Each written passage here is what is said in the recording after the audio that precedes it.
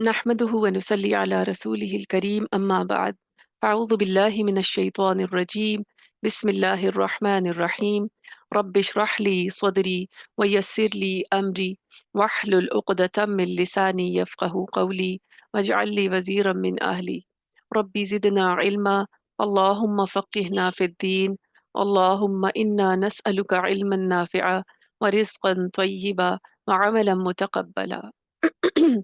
اللهم انفعنا بما علمتنا وعلمنا ما ينفعنا وزدنا علما اللهم أرنا الحق حقا وارزقنا اتباعه وأرنا الباطل باطلا وارزقنا اجتنابه ربي يسر ولا تعسر وتمم بالخير إلهي آمين۔ آج انشاءاللہ ہم پارہ نمبر 17 سورۃ الانبیاء سے آغاز کریں گے۔ پارہ نمبر 17 ہے، سٹارٹ کریں گے۔ اعوذ باللہ من الشیطان الرجیم بسم اللہ الرحمن الرحیم۔ سورت انبیاء مکی سورت ہے، 112 آیات ہیں اور 7 رکوع ہیں۔ شروع اللہ کے نام سے جو بڑا مہربان ہے، نہایت رحم کرنے والا ہے۔ اللہ سبحانہ و تعالیٰ فرما رہے ہیں اقترب للناس حسابهم وهم فی غفلۃ معرضون۔ لوگوں کے حساب کا وقت قریب آ گیا ہے، پھر بھی وہ بے خبری میں منہ پھیرے ہوئے ہیں۔ سب سے بڑی حقیقت اللہ تعالیٰ نے شروع میں ہی اس آیت کے ہمیں اس صورت کے بتا دی، کیا کہ لوگوں کے حساب کا وقت قریب آ گیا ہے، قیامت قریب آ گئی ہے۔ یعنی قیامت جو ہے ہر گھڑی انسان کے ساتھ انسان کے قریب ہوتی چلی جا رہی ہے، اور لوگ کیا کر رہے ہیں؟ بے خبری میں منہ پھیرے ہوئے ہیں۔ ایک بہت بڑا حادثہ ہونے والا ہے، ایک بہت بڑی تباہی آنے والی ہے، انسان کو اپنا جو ہے انجام اس کا قریب آ رہا ہے، لیکن پھر بھی کیا ہے؟ وہ بے خبری میں منہ موڑے ہوئے ہیں۔ یعنی انجام سے آگاہ بھی کیا جا رہا ہے کہ وہ بہت قریب ہے، اور ساتھ یہ بھی بتایا جا رہا ہے، اس حقیقت سے بھی آگاہ کیا جا رہا ہے کہ لوگ پھر بھی نہ اس کی طرف دیکھ رہے ہیں، نہ اس سے بچنے کے لیے کچھ کر رہے ہیں۔ اسی طریقے سے جو ہے حساب کا وقت، جب انسان کی موت آتی ہے تب بھی تو حساب کا وقت قریب آ جاتا ہے نا، تو وہ بھی ہے کہ وہ بھی قریب آ گیا ہے نا۔ ہر انسان کو نہیں پتا کہ اس کی صبح کہاں ہے اور اس کی شام کہاں ہوگی۔ یہاں بنیادی طور پہ تو قیامت کے لیے یہ بات کی گئی ہے۔ نبی کریم صلی اللہ علیہ وسلم فرمایا کرتے تھے نا، شہادت کی دونوں انگلیوں کو ملا کر اپنے اس طرح اکٹھا کر کے کہتے تھے کہ میرے اور اس طریقے سے قیامت جو ہے اتنی قریب ہے، اتنی قریب ہے۔ تو پھر اب دیکھیں لوگوں کو کہ لوگ جو ہے نا قیامت کے حادثے کو نبی کریم صلی اللہ علیہ وسلم کے دور میں بھی کیا سمجھتے تھے کہ ایک واقعہ ہے جسے بیان کیا جا رہا ہے اور بس ٹھیک ہے، ہو جائے گا۔ لیکن کبھی امیجن تو کریں نا، کبھی بہت زیادہ زلزلہ آتا ہے تو وہ امیجن کریں، کبھی بہت زیادہ یعنی شدید گرمی ہوتی ہے تو امیجن کریں کہ وہ ہولناکیاں کیا ہوں گی۔ سورج جب بالکل سوا نیزے پر ہوگا تو کیا ہولناکی ہوگی۔ کبھی یعنی کسی سمندری طوفان کو دیکھتے ہیں تب امیجن کریں۔ تو اللہ تعالیٰ نے کیا کہا کہ وہ وقت تو آنے والا ہے اور وہ قریب آ گیا، لیکن لوگ پھر بھی بے خبری میں منہ پھیرے ہوئے ہیں کہ اس دن ان کو اپنے جو ہے سزا اور جزا سے گزرنا ہے، اللہ کے حضور پیش ہونا ہے۔ 50,000 سال کے برابر وہ دن ہوگا۔ یعنی اس کے ہولناکی کو امیجن کیے بغیر کیا کرتے ہیں؟ وہ بے خبری میں منہ پھیرے ہوئے ہیں، نہ اس کی طرف اس سے اعراض کیے ہوئے ہیں۔ فرمایا ان کے پاس ان کے رب کی طرف سے جو بھی نئی نئی نصیحت آتی ہے وہ اسے کھیل کود میں ہی سنتے ہیں۔ یعنی جو بھی نئی آیات اس وقت اترتی تھی تو کافر کیا کرتے تھے؟ اس کا مذاق اڑاتے تھے، کھیل کود میں سنتے تھے۔ اس کے علاوہ بھی یہ دیکھیں اس وقت تو آیات نازل ہو رہی تھی نا، تو ان کے لیے کہا گیا کہ یہ کیا کرتے ہیں؟ کھیل کود میں سنتے ہیں، اس کو ایسے ہی لیتے ہیں، لائٹلی لیتے ہیں، کھیل کود میں سنتے ہیں، اس کی طرف توجہ نہیں کرتے، سنجیدہ نہیں ہوتے۔ آج بھی دیکھیں بہت سارے لوگ ہیں کہ قرآن مجید ان کے سامنے پڑھا جا رہا ہوتا ہے، اللہ کی آیات پڑھی جا رہی ہوتی ہیں، لیکن کیا ہوتا ہے؟ ان کا حال کیا ہے؟ ان کے دل اتنے غافل ہوتے ہیں کہ وہ اس پر سے ایسے گزر جاتے ہیں کہ جیسے کوئی چیز سنی ہی نہیں، جیسے کہ وہ چیز ان کے دلوں پر اثر ہی نہیں کی، اور بس ایسے ہی کیا کہتے ہیں اس کو اسٹرائڈ میں لیتے ہیں، اور بس پھر اس کے بعد اپنی دنیا داری میں مگن رہتے ہیں، کھیل کود میں ہی سنتے ہیں۔ دنیا کو انہوں نے کھیل کود سے، یہاں پہ اللہ سبحانہ وتعالیٰ نے تشبیہ دی ہے کہ یہ کھیل کود ہی ہے، تو اسی طرح اسی دنیا داری میں ہی سنتے اور انہیں کوئی اثر نہیں ہوتا۔ ان کے دل بالکل غافل ہیں، اور ان ظالموں نے چپ کے سرگوشیاں کی کہ وہ تم جیسا ہی انسان ہے، پھر کیا وجہ ہے جو تم آنکھوں دیکھے جادو میں آ جاتے ہو؟ یعنی ایک تو کافروں جو نبی صلی اللہ علیہ وسلم کے دور میں مشرکین مکہ تھے، ایمان بھی نہیں لاتے تھے، قرآنی آیات پر بھی توجہ نہیں کرتے تھے، اور کیوں نہیں کرتے تھے؟ کیوں سنجیدہ نہیں ہوتے تھے؟ کیونکہ وہ نبی صلی اللہ علیہ وسلم کو بھی سیریس نہیں لیتے تھے۔ وہ کیا کہتے تھے کہ یہ تو تمہارے جیسا ایک بندہ ہے، ایک جادو، یعنی تم لوگ دوسروں کو بھی روکتے تھے کہ تم آنکھوں دیکھے جادو میں آ جاتے ہو، یعنی ایک عام انسان ہے، یہ تو پیغمبر نہیں ہو سکتا، پیغمبر تو ہوتا تو وہ باقاعدہ کسی معجزے کے ساتھ آتا۔ یا پھر کوئی فرشتہ ہونا چاہیے تھا، یہ تو عام انسان ہے، تو تم کس جادو میں آ رہے ہو اور کیوں تم اس کی باتوں میں آ چکے ہو؟ لوگوں خود بھی رکتے تھے اور دوسروں کو بھی روکتے تھے۔ پیغمبر نے کہا میرا پروردگار ہر اس بات کو جو زمین اور آسمان میں ہے بخوبی جانتا ہے، یعنی وہ بہتر جانتا ہے کہ میں اس کا پیغمبر ہوں، اسی کا بھیجا ہوا ہوں، وہ بہت سننے والا اور جاننے والا ہے۔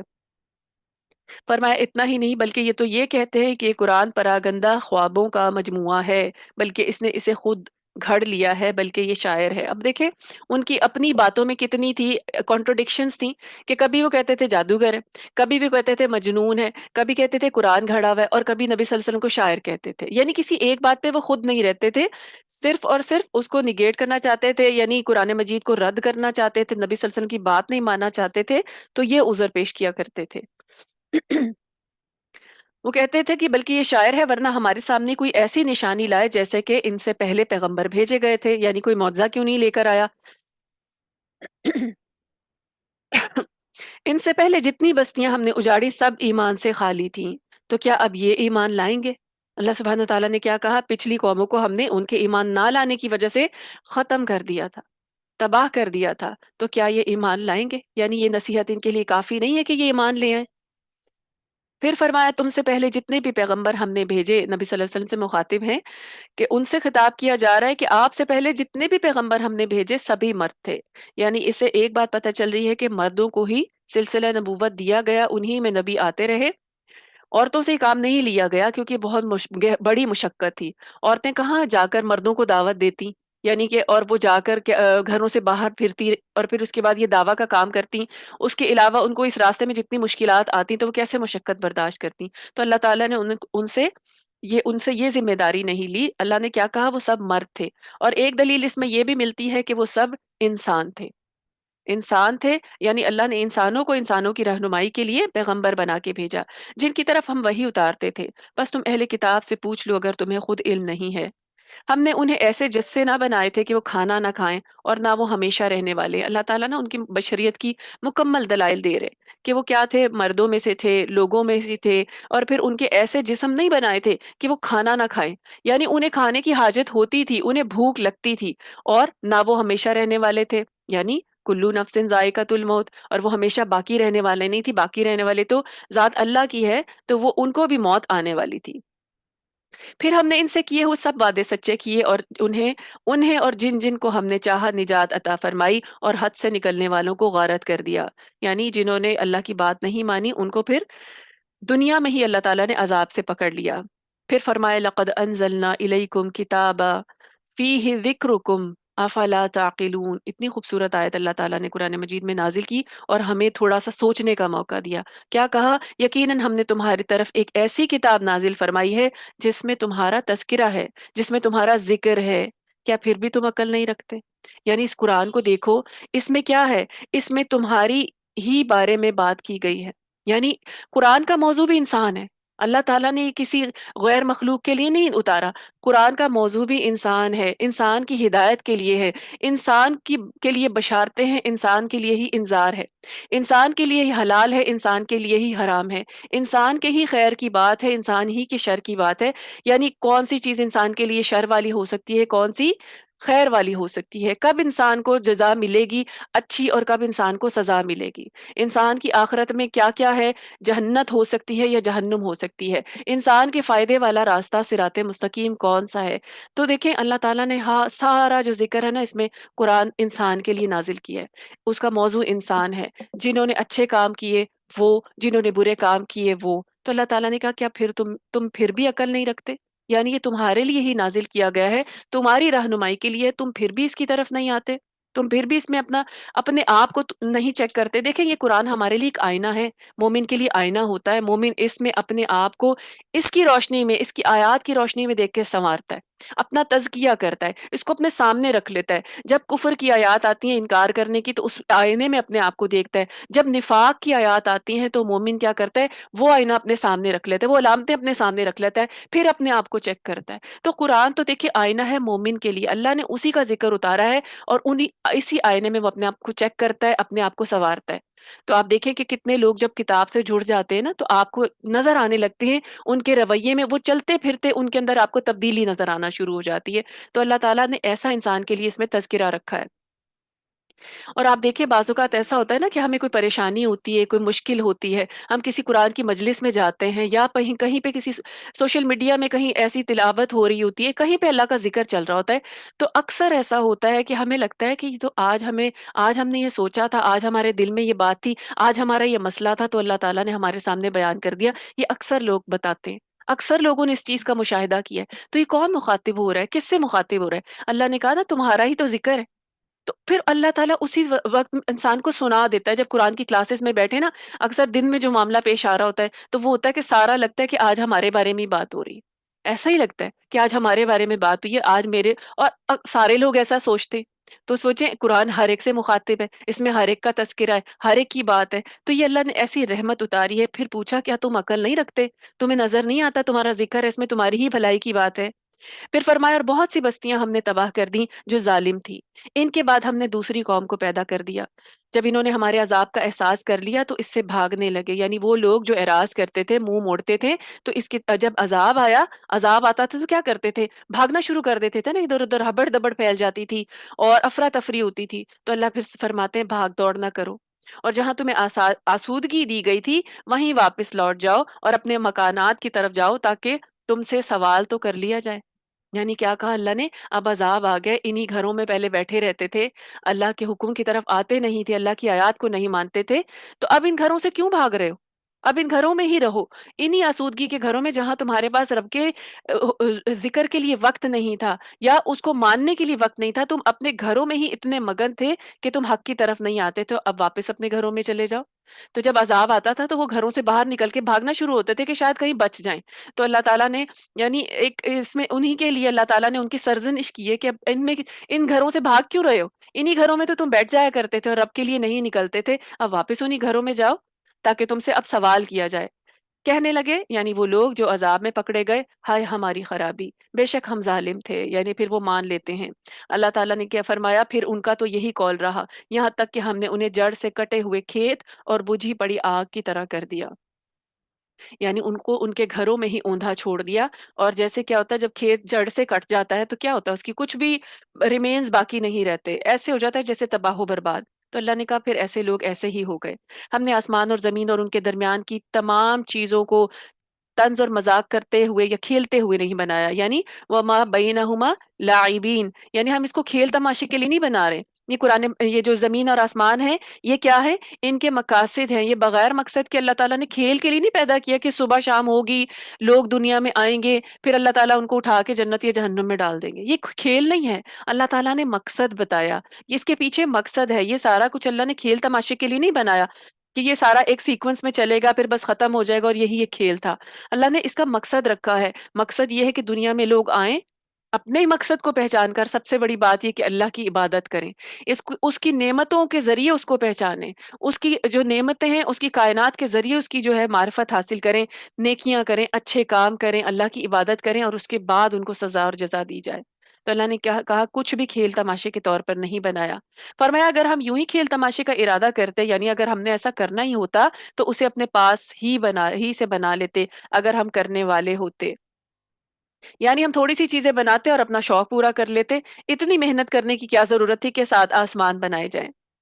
پھر فرمایا بلکہ ہم باطل پر حق کی چوٹ لگاتے ہیں، بس وہ اسے کچل دیتا ہے اور وہ اسی وقت نابود ہو جاتا ہے، اور جو تم باتیں بناتے ہو تمہارے لیے باعث خرابی ہے۔ یعنی اللہ تعالیٰ نے تخلیق کائنات کے مقصد میں ایک اہم مقصد کیا بتایا کہ ہم نے کیا کرنا ہے؟ حق کو غالب کرنا ہے اور باطل کو ختم کرنا ہے، باطل کو نیست و نابود کرنا ہے۔ آسمانوں اور زمین میں جو ہے اسی اللہ کا ہے، سب چیزوں کا مالک اور خالق اللہ ہے۔ جو اس کے پاس ہے، جو اس کے پاس ہے وہ اس کی عبادت سے نہ سرکشی کرتے ہیں اور نہ تھکتے ہیں۔ یعنی کس کی بات کی جا رہی ہے؟ فرشتوں کی۔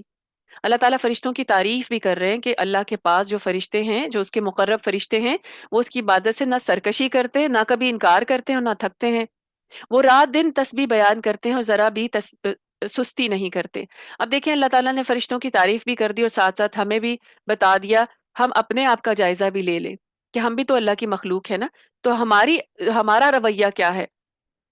اب دیکھیں ہم تھوڑی سی عبادات ہماری زیادہ ہو جاتی ہے نا، رمضان میں خاص طور پہ یہ مہینہ ہے جس میں ہماری عبادات زیادہ ہو جاتی ہیں، تو اب ان 30 دنوں کے آخر میں ہمارا حال دیکھا کریں، کیا ہوتا ہے کہ بڑے ہی محنت کر لی اس مہینے اور بس اب تھک گئے، پتہ نہیں کتنے لمبے سفر سے آئے ہیں۔ فرشتوں کا وہ حال ہے کہ وہ مستقل اللہ کی تسبیح کر رہے ہیں، عبادت کر رہے ہیں، وہ تھکتے نہیں، اللہ نے بتا دیا۔ اور انسان ایسا ہے کہ ذرا سی نماز لمبی ہو جائے، تراویح لمبی پڑھا دی جائے، ایک رکعت لمبی ہو جائے تو پہلو بدلنے لگتے ہیں کہ یہ کیا ہو گیا، امام صاحب کو ختم کیوں نہیں کر رہے، سجدہ کب کروائیں گے؟ تو کیا ہوتا ہے، انسان کیا کرتا ہے ان حالت میں، یعنی سستی انسان کے اندر ہے نا، تو انسان کو حالانکہ پتہ ہے کہ اس کا خالق اور مالک وہ ہے، اسی کے لیے کھڑا عبادت میں، لیکن کیا ہے، عاجز آ جاتا ہے، سستی کر لیتا ہے، اور اس کے علاوہ بھی تھوڑا سا کچھ ادھر ادھر ذرا سا بھی، یعنی غفلت میں ہی آپ یہ دیکھیں نا کہ عبادت ہماری کیا ہوتی ہے، تو اللہ نے کیا کہا، اور وہ عبادت سے سرکشی نہیں کرتے، جبکہ انسان کو دیکھیں، جو عبادت کی طرف آتے ان کا حال اور جو نہیں آتے ان کا حال، ان کی سرکشی کا حال دیکھیں نا، کہ خالق تو رب ہے لیکن کیا ہے، عبادت کا وقت نہیں ہے اس کے لیے۔ پھر اللہ نے ان کے یعنی کنٹراسٹ میں ہی فرشتوں کا ذکر کیا ہے کہ جو اس کے پاس ہیں وہ تو ایسا نہیں کرتے، نہ تو وہ تھکتے ہیں اور وہ تسبیح بھی بیان کرتے ہیں اور وہ عبادت سے سرکشی بھی نہیں کرتے۔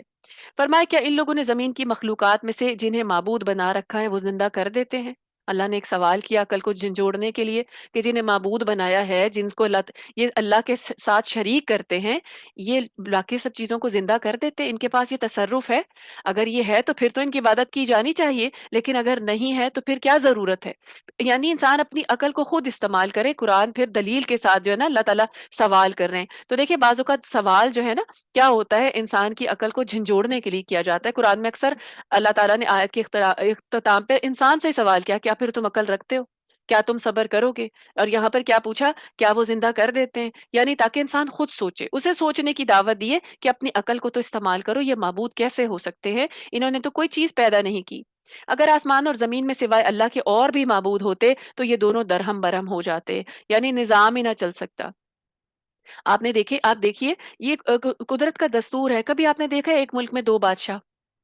کبھی آپ نے دیکھا ہے ایک گھر کے دو سربراہ؟ اگر ایسا کچھ سین ہوتا نا تو پھر کیا ہوتا، وہاں کا سسٹم ہی نہ چل سکتا۔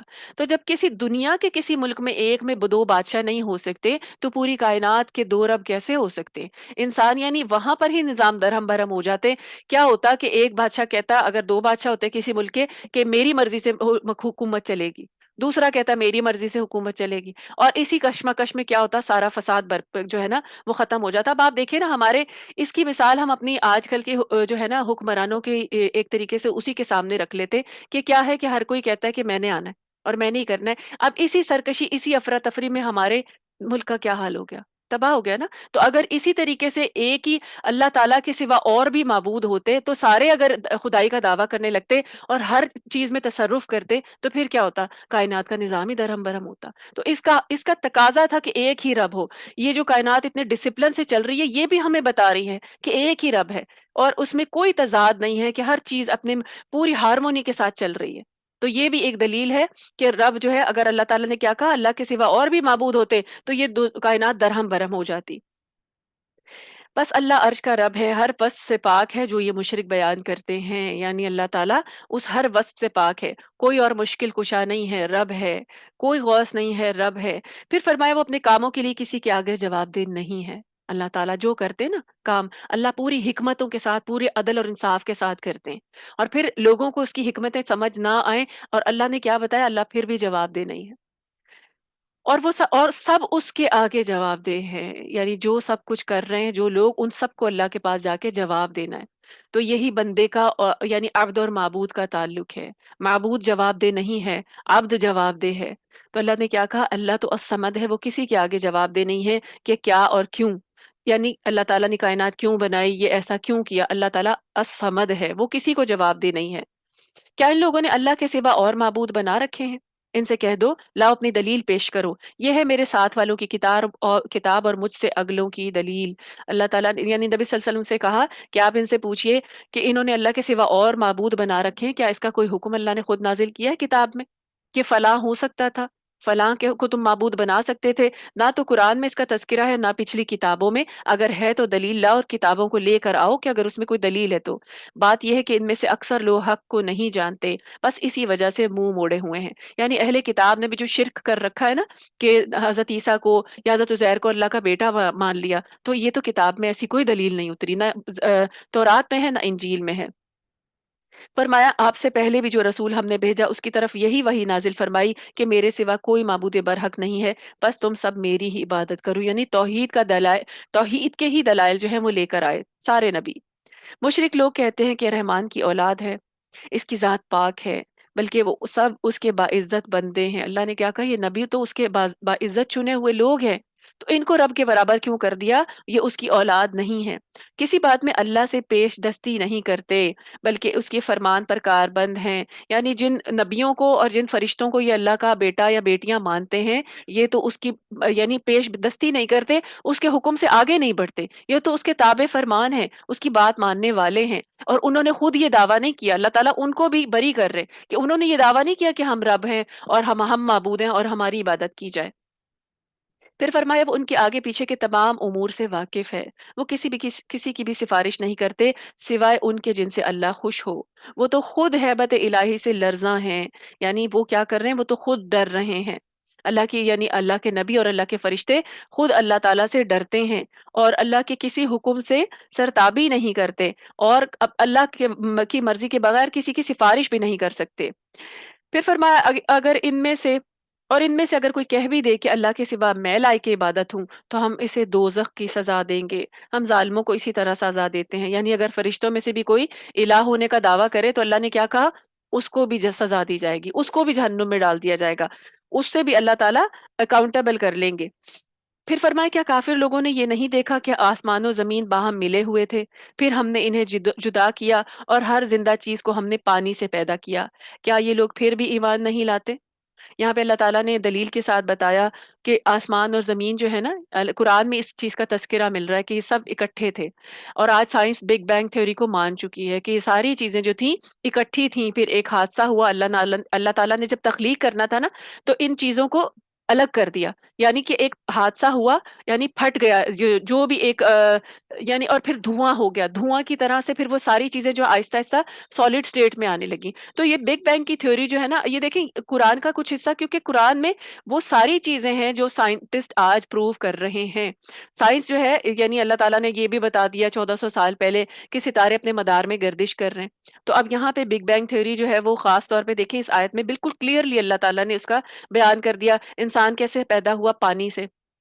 اب پانی کو آپ دیکھیں نطفہ بھی ہے، نطفے سے بھی پیدا ہو سکتا ہے، اور اس کے علاوہ بھی ہر چیز جو ہے نا پہلے اسی سٹیٹ میں تھی۔ تو یہ بھی چیز ہمیں بتاتی ہے، اور مزید ریسرچز جو ہیں وہ آہستہ آہستہ انہی چیزوں کی طرف آ رہی ہیں کہ انسان اور ہر جاندار کو اللہ نے پانی سے پیدا کیا۔ اب آپ دیکھیں اللہ کا عرش بھی تو پہلے پانی پر ہی تھا نا، تو اللہ کا عرش بھی پانی پر ہے، تو اس کی کیا کیفیت ہے یہ ہم نہیں جانتے، لیکن اللہ تعالیٰ نے ہمیں بتا دیا۔ کچھ تو سائنس پروف کر لے گی جتنا کہ اس دنیا میں ضروری ہے، باقی جب ہم جائیں گے اگلے جہان میں تو پھر ہم پر یہ واضح ہو جائیں گے دلائل۔ لیکن اللہ نے قرآن مجید میں ساری چیزیں کھول کر بیان کر دی۔ کیا کہا، کیا یہ لوگ پھر بھی ایمان نہیں لاتے؟ اور ہم نے زمین میں پہاڑ بنا دیے تاکہ وہ مخلوق کو ہلا نہ سکیں، یعنی زمین کو اللہ تعالیٰ نے سٹیبل کیا، ان میں میخیں گاڑ کر، جتنے یہ اوپر نظر آتے ہیں نا اس سے بھی نیچے ہے، اس سے بھی زیادہ یہ نیچے ہوتے ہیں زمین کے۔ اب آپ دیکھیں نا ذرا سے یہ ہلتے ہیں تو کیا حال ہوتا ہے زمین کا۔ تو اللہ نے کیا کہا کہ ہم نے بنا دیے ایسے، زمین گاڑ دیے تاکہ وہ مخلوق کو ہلا نہ سکے، تاکہ ورنہ تو انسان چلتا زمین میں وائبریشن ہوتی رہتی، انسان ذرا سا تیز بھاگتا تو زمین پھر ہلنے لگتی، تو اللہ نے اس کو جما دیا تاکہ ایک سکون کی جگہ بن جائے۔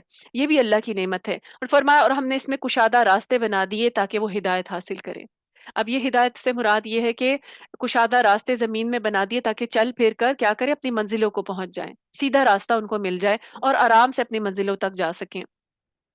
آسمان کو محفوظ چھت بھی ہم نے ہی بنایا ہے، یعنی بغیر پلر کی ایک مضبوط چھت۔ اگر آسمان کھلا ہوتا نا تو پتہ نہیں اس کی ہولناکی سے ہماری کیا کیفیت ہوتی۔ تو اللہ تعالیٰ نے اس کو ایک مضبوط چھت کی طرح بنا دیا۔ انسان جب کھلے آسمان کے نیچے ہوتا ہے نا تب بھی انجوائے کرتا ہے، اگر کلیئر آسمان ہو تب بھی انجوائے کرتا ہے، ستاروں بھرا آسمان ہو تب بھی انجوائے کرتا ہے، اور اگر بادل آئے ہوئے ہو رنگا رنگ تو بھی انسان انجوائے کرتا ہے۔ تو انسان کبھی سن سیٹ ہوتا ہے، کبھی سن رائز ہوتا ہے، تو بھی آسمان کو دیکھ کے انجوائے کرتا ہے۔ تو اللہ نے ایک محفوظ چھت بنا دی ہے کہ اس کو دیکھ کر انسان ہولناکی نہیں محسوس کرتا، بلکہ کیا کرتا ہے جو ہے نا سیف فیل کرتا ہے اپنے آپ کو، لیکن لوگ اس کی قدرت کے نمونوں پر دھیان ہی نہیں کرتے۔ اللہ تعالیٰ نے ساتھ یہ بھی کہہ دیا کہ اتنے بڑے بڑے قدرت کے عجائب ہیں، اللہ تعالیٰ کی تخلیقات ہیں انسان کے سامنے، لیکن غور ہی نہیں کرتا۔ وہ اللہ ہے جس نے رات اور دن اور سورج اور چاند کو پیدا کیا، ان میں سے ہر ایک اپنے اپنے مدار میں تیرتا پھرتا ہے۔ مزید سائنس، اب یہ سائنس نے پھر بعد میں پروف کیا۔ اب دیکھیں 1400 سال پہلے تو ایسی کوئی ٹیلیسکوپس نہیں تھیں، ایسا انسان چاند پہ نہیں گیا تھا، ایسی کوئی ریسرچ نہیں تھی، ناسا نہیں تھا، یعنی ایسی کوئی ڈسکوریز نہیں تھی۔ بعد میں جا کے پتا چلا کہ ہر چیز اپنے مدار میں تیر رہی ہے، ایک اللہ تعالیٰ نے جیسے حکم دیا ہے تب۔ تو اب اللہ تعالیٰ نے یعنی 1400 سال پہلے یہ چیز اگر اللہ نے بتا دی تو کیا یہ کافی نہیں ہے کہ یہ قرآن حق ہے؟ اور یہ قرآن رب کائنات کی طرف سے ہے، جس نے پیدا کیا، جو پہلے سے شروع سے ہر چیز کو جانتا ہے۔ انسان کو پتا چلے نہ چلے، اس کو سب پتا ہے۔ انسان کو بھلے دیر میں پتا چل جائے، وہ تو شروع سے جانتا ہے کیونکہ وہ خالق ہے نا۔ تو اللہ تعالیٰ نے کیا کہا یہاں پہ بھی ہمیں ایسی چیزیں بتا دی، اور یہ ساری چیزیں جو ہے ڈسکوریز میں ہو رہی ہیں۔ اب دیکھیں لیکن آپ نے ایک بات غور کی کہ کافر جو ہے نا یہ ساری ڈسکوریز کر رہے ہیں، اور قرآن میں بھی ان کو پتا ہے کہ یہ چیز ہے، لیکن پھر بھی وہ نہیں آتے اس طرف۔ یعنی اتنی بڑی ان کو حق کے دلیلیں مل گئی ہیں کہ یہ کتاب جو ہے یہ اوتھینٹک ہے، اور جب اوتھینٹک ہے تو اس کا مطلب ہے اس کی ایک آیت اوتھینٹک ہے تو اس کا مطلب ہے ساری آیات اوتھینٹک ہیں۔ ایسا تو نہیں نا کہ ایک آیت میں سچ بولا گیا اور باقی ساری آیتیں جھوٹی ہیں۔ تو دیکھیں پھر بھی وہ حق کی طرف نہیں آتے، تو یہ کیسے ان کے کانوں کے اوپر پردے ہیں، اور کیسی ان کی آنکھوں کے اوپر آگے غلاف پڑے ہوئے ہیں کہ ان کو حق نہیں نظر آتا۔ ریسرچ تو کر لیتے ہیں اس کی آیات کی بنیاد پر، اور مان بھی لیتے ہیں کہ ہاں یہ بالکل ٹھیک ہے، جان لیتے ہیں، لیکن پھر بھی اس کے بعد اور انسانوں کو دیکھیں، ہم مسلمانوں کو دیکھیں کہ ہمارے پاس ہمیں پتہ چلتا ہے نا کہ اب دیکھیں قرآن سائنس ثابت کرتی ہے نا کہ ہمارے فائدے کی یہ چیز ہے، تو ہم وہ کرتے ہیں۔ سائنس ثابت کرتی ہے آج کہ سجدہ کریں گے تو ہمیں یہ فائدہ ہوگا، رکوع پورا کریں گے، اس طرح پوری طرح جھکیں گے تو ہماری کمر کی جو پینز ہیں وہ ٹھیک ہوں گی۔ تو اس وقت کیا کرتا ہے انسان، پھر اس چیز کو مان لیتا ہے، لیکن خود ویسے جو ہے نا نماز کی طرف نہیں آتا کہ ہاں یہ اللہ تعالیٰ نے حکم دیا اور وہ بالکل ٹھیک ہے۔ تو یہ پھر کیسا کنٹراسٹ ہے، اللہ تعالیٰ نے اتنے سارے جو ہے نا نمونے تو پیش کر دیے، لیکن پھر بھی انسان غافل ہی ہے۔ یہ بھی بڑی عجیب بات ہے۔ فرمایا آپ سے پہلے کسی انسان کو بھی ہم نے ہمیشگی نہیں دی۔ نبی صلی اللہ علیہ وسلم کو کیا کہا؟ آپ بھی ہمیشہ رہنے والے نہیں ہیں، آپ نبی ہیں، اللہ کا کے حکم سے اس کا کام پورا کرنے آئے ہیں۔ کیا اگر آپ مر گئے تو وہ ہمیشہ کے لیے رہ جائیں گے؟ کافر کہا کرتے تھے نا کہ جب بالکل جو ہے زچ ہو جاتے تھے اور حق کے آگے ان کی کوئی چلتی نہیں تھی، تو کہتے تھے کہ یہ نبی اپنے ٹائم پہ ختم ہی ہو جائے گا نا، چلو ٹھیک ہے، اب کسی وقت تو یہ یعنی فوت ہو ہی جائے گا نا۔ تو اس طریقے سے بھی باتیں کیا کرتے تو اللہ نے کیا کہا؟ تو کیا یہ ہمیشہ رہ جائیں گے؟ یہ بھی تو انجام کو پہنچنے والے ہیں، اگر یہ نہیں مانیں گے تو یہ نبی چلے جائیں گے تو کیا یہ واپس نہیں جائیں گے؟ پھر فرمایا کل نفس ذائقۃ الموت، ساتھ ہی اللہ تعالیٰ نے پھر اس حقیقت کا ذکر کر دیا کہ ہر جاندار موت کا مزہ چکھنے والا ہے۔ ہم بطریق امتحان تم میں سے ہر ایک کو برائی بھلائی میں مبتلا کرتے ہیں، اور تم سب ہماری ہی طرف لوٹائے جاؤ گے۔ بہت بڑی حقیقت اللہ نے اس ایک آیت میں بتائی ہے۔ کیا کہا کہ یہ جو اللہ تعالیٰ نے یعنی ہر جاندار موت کا مزہ چکھنے والا ہے، اور موت تمہیں آنی ہے، اور موت سے پہلے یہ جو سارا تمہاری زندگی ہے نا یہ ایک امتحان ہے۔ اللہ تعالیٰ نے قرآن مجید میں کہا ہے، اور آیات کسی اور جگہ پر بھی کہا ہے نا وَلَنَبْلُوَنَّكُمْ، البتہ ہم تمہیں ضرور آزمائیں گے۔ تو یہاں پہ اللہ تعالیٰ نے موت کا ذکر کر کے ساتھ کیا کہا کہ موت سے پہلے جو زندگی ہے نا اس میں اللہ تعالیٰ ہر ایک کو آزمائیں گے۔ ساتھ یہ بھی طریقہ بتا دیا کہ کیسے، کسی کو برائی سے، کسی کو بھلائی سے، یعنی کسی کو شر میں مبتلا کر کے، اور کسی کو مشکل میں ڈال کے، کسی کو خوشحالی دے کے، ہر طریقے سے اللہ آزمائیں گے۔ خوشحالی دے کر اللہ دیکھیں گے کہ صبر شکر کون کرتا ہے، اور پریشانی دے کے مشکل اتار کر اللہ تعالیٰ دیکھیں گے کہ صبر کون کرتا ہے۔ مومن کا کس حال میں اللہ پر توکل کا لیول کیا ہے، کس حال میں وہ اللہ کے جو ہے نا عبادت کرتا ہے۔ یعنی انسان آیا ہی یہ امتحان کے لیے ہے اور عبادت کے لیے۔ تو اللہ نے کیا کہا؟ تو ہم تمہیں مبتلا کرتے ہیں اور تم سب ہماری ہی طرف لوٹائے جاؤ گے، الٹیمیٹلی تم نے ہمارے پاس آنا ہے یہ پورا امتحان دے کر، اور پھر تمہیں اس کا رزلٹ دیا جائے گا۔ فرمایا یہ منکرین تمہیں جب بھی دیکھتے ہیں تو تمہارا مذاق ہی اڑاتے ہیں، یعنی نبی صلی اللہ علیہ وسلم کو کیا کہا؟ آپ کو جب دیکھتے ہیں آپ کا مذاق اڑاتے ہیں۔ کیا یہی ہے وہ تمہارے معبودوں کا ذکر کرتا ہے؟ یعنی تمہارے معبودوں سے ایک دوسرے کو نا اشارے کیا کرتے تھے مذاق اڑا کے کہ یہ ہے وہ شخص جو تمہارے معبودوں سے تمہیں روکتا ہے، یہ ہے وہ شخص، اور وہ خود ہی یہ رحمان کی یاد کے بالکل منکر ہیں، یعنی خود وہ اللہ سے دور ہے۔ انسان جلد باز مخلوق ہے۔ اللہ تعالیٰ نے کیا کہا کہ اللہ انسان کی سرشت بھی بتاتی کہ انسان بڑی جلدی کرتا ہے، ہر چیز میں جلد باز ہے۔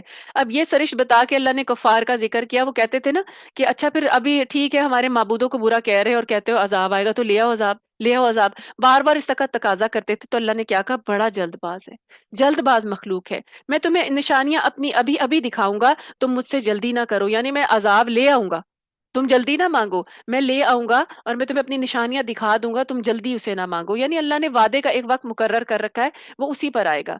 कहते हैं अगर तुम सच्चे हो तो बताओ ये वादा कब है, यानी कब आएगी कयामत, कब आएगा अजाब। काश ये काफिर जानते कि उस वक्त ना तो ये काफिर आग को अपने चेहरों से हटा सकेंगे, और ना अपनी पीठों से उनकी, और ना अपनी पीठों से, और ना उनकी मदद की जाएगी। यानी अल्लाह ताला कह रहे हैं ये मांग रहे हैं जल्दी, यानी ये वो उस अजाब को मांग रहे हैं जो उनसे हटाया नहीं जाएगा। तो जब वो अजाब आ जाएगा, वो वादा पूरा होगा, तो काश काफिर ये जानते कि ये मांग क्या रहे हैं, वो अजाब जो कि ना उनके चेहरों से हटाया जाएगा ना उनकी पीठों से, यानी उनको आगे से भी आग की सजा चेहरों की तरफ से और पुश्तों से भी मिलेगी। यानी मुकम्मल आग में घिरे हुए होंगे। तो ये कैसी चीज है जिसको ये जल्दी तलब कर रहे हैं, इतनी जल्दबाजी क्यों है, इतने जल्दबाज है कि अपने लिए अजाब भी जल्दी मांग रहे हैं।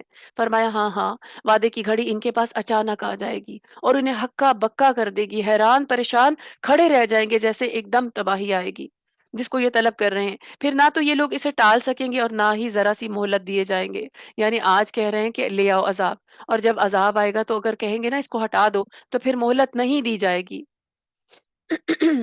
फरमाया और आपसे पहले रसूलों के साथ भी हंसी मजाक किया गया, बस हंसी करने वालों को ही उस चीज ने घेर लिया जिसकी वो हंसी उड़ाते थे, यानी मजाक उड़ाया करते थे। देखिए नूह अलैहिस्सलाम ने कश्ती बनाई तो मजाक उड़ाया जाता था कि कौन सा अजाब आना है। बाकी नबी भी जब अजाब की बात करते थे तो उनका मजाक उड़ाया जाता था कि कोई मजाक नहीं, यानी अजाब नहीं आएगा।